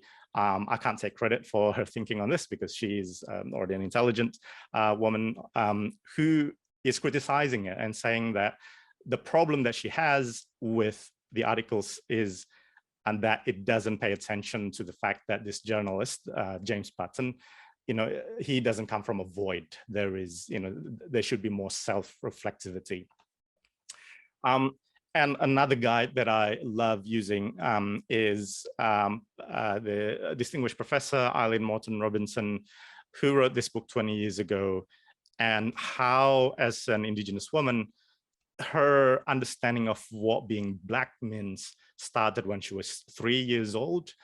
And this is something that I think I want to challenge our students a little bit more about, you know, what does it mean to be a journalist? What does it mean to define what facts are, what objectivities are, and learn from Indigenous communities, learn from, as Said was saying before, you know, I think the key here is collaboration with other people. I'm actually thinking about doing an experiment where I don't have guest lecturers who are journalists. I want my guest lectures to be coming from completely different worlds so they can actually challenge the students, which is challenging.